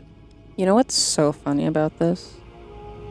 If Dawn ever comes back, She's gonna be the only one who can find to talk to himself. Wait, does this mean we can talk to plants now? What's the vibe with the horses? Again, there are limitations and circumstances to what you've been granted. why would we be able to speak with plants? Because you're a plant. Oh, no. No. Dawn thought she was a plant. That's what I mean. Anyway. You come back out of this place. The horses seem to be glad that you have came back in this circumstance. They're like, we were left once before. Well, they were properly tied up and had food. They did have food. And you kind of come back out of this cave, and you feel the air is not as thick as it was. Essentially, it feels like normal. The mist is cleared.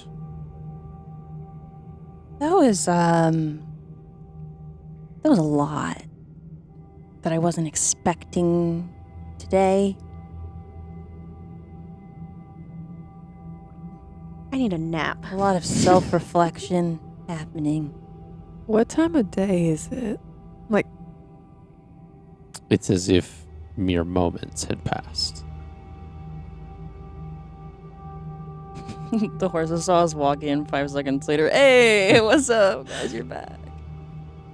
I'm with Sable. I need a nap. And you can tell this because the food that you had left for the horses is not very, very eaten at all. Almost as if it was barely touched. The sun is still in the same position in the sky. It's just as if this area in which you are at, almost metaphorically and physically, the air has been cleared.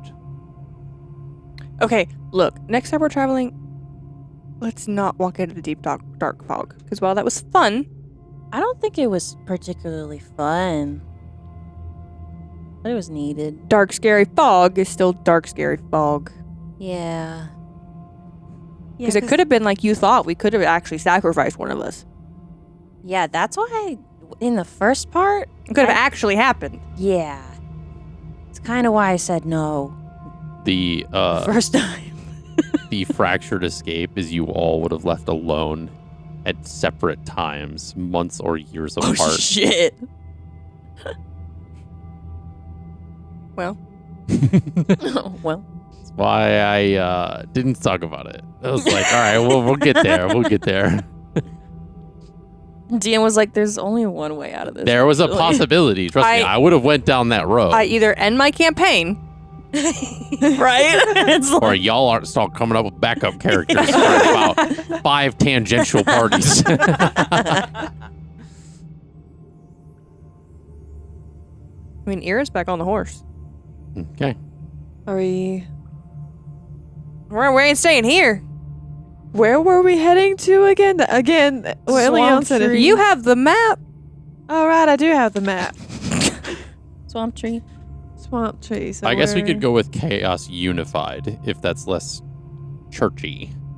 I like that. What was the first one? Chaos United. Chaos United. Like a soccer team or like United Methodist Church or something. So Chaos Unified. Or how about Unified Chaos? Ooh. I like that one. Okay. I like, unified chaos.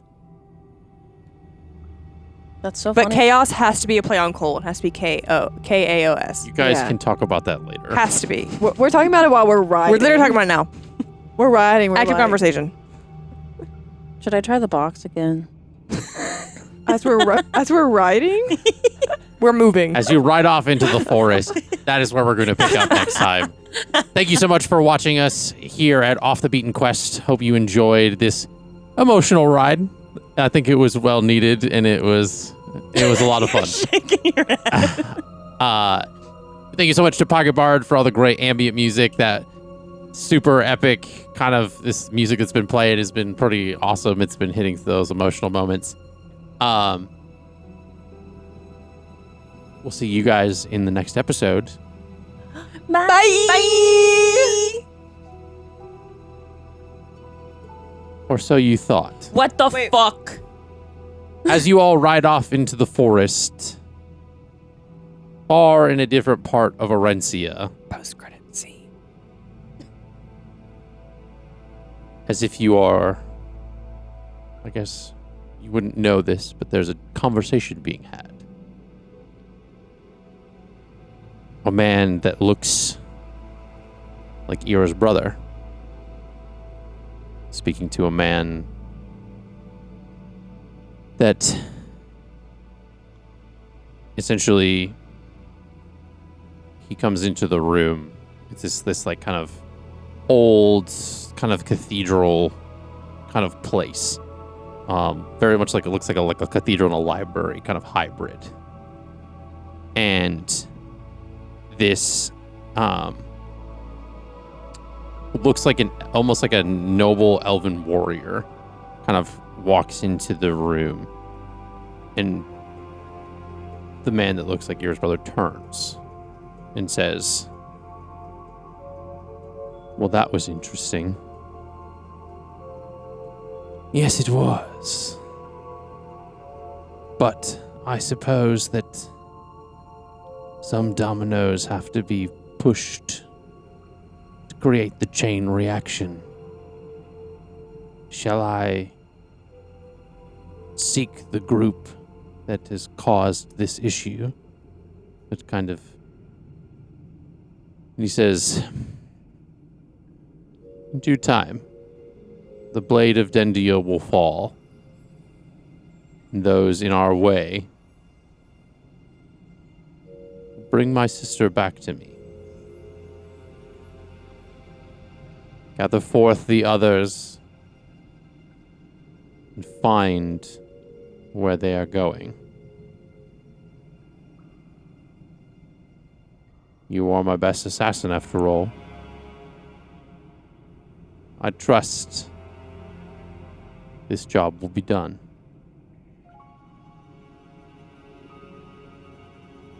"Yes. Yes, my lord."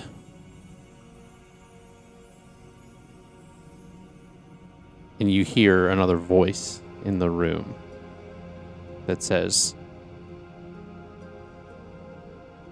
"New heir to the Mauryan Empire. A new age shall fall." And that's where we're going to truly end for tonight. Bro, what the fuck? Thank you so much. I had to do the post credits. We'll see you in the next episode. I don't want to say bye. Bye? Question mark?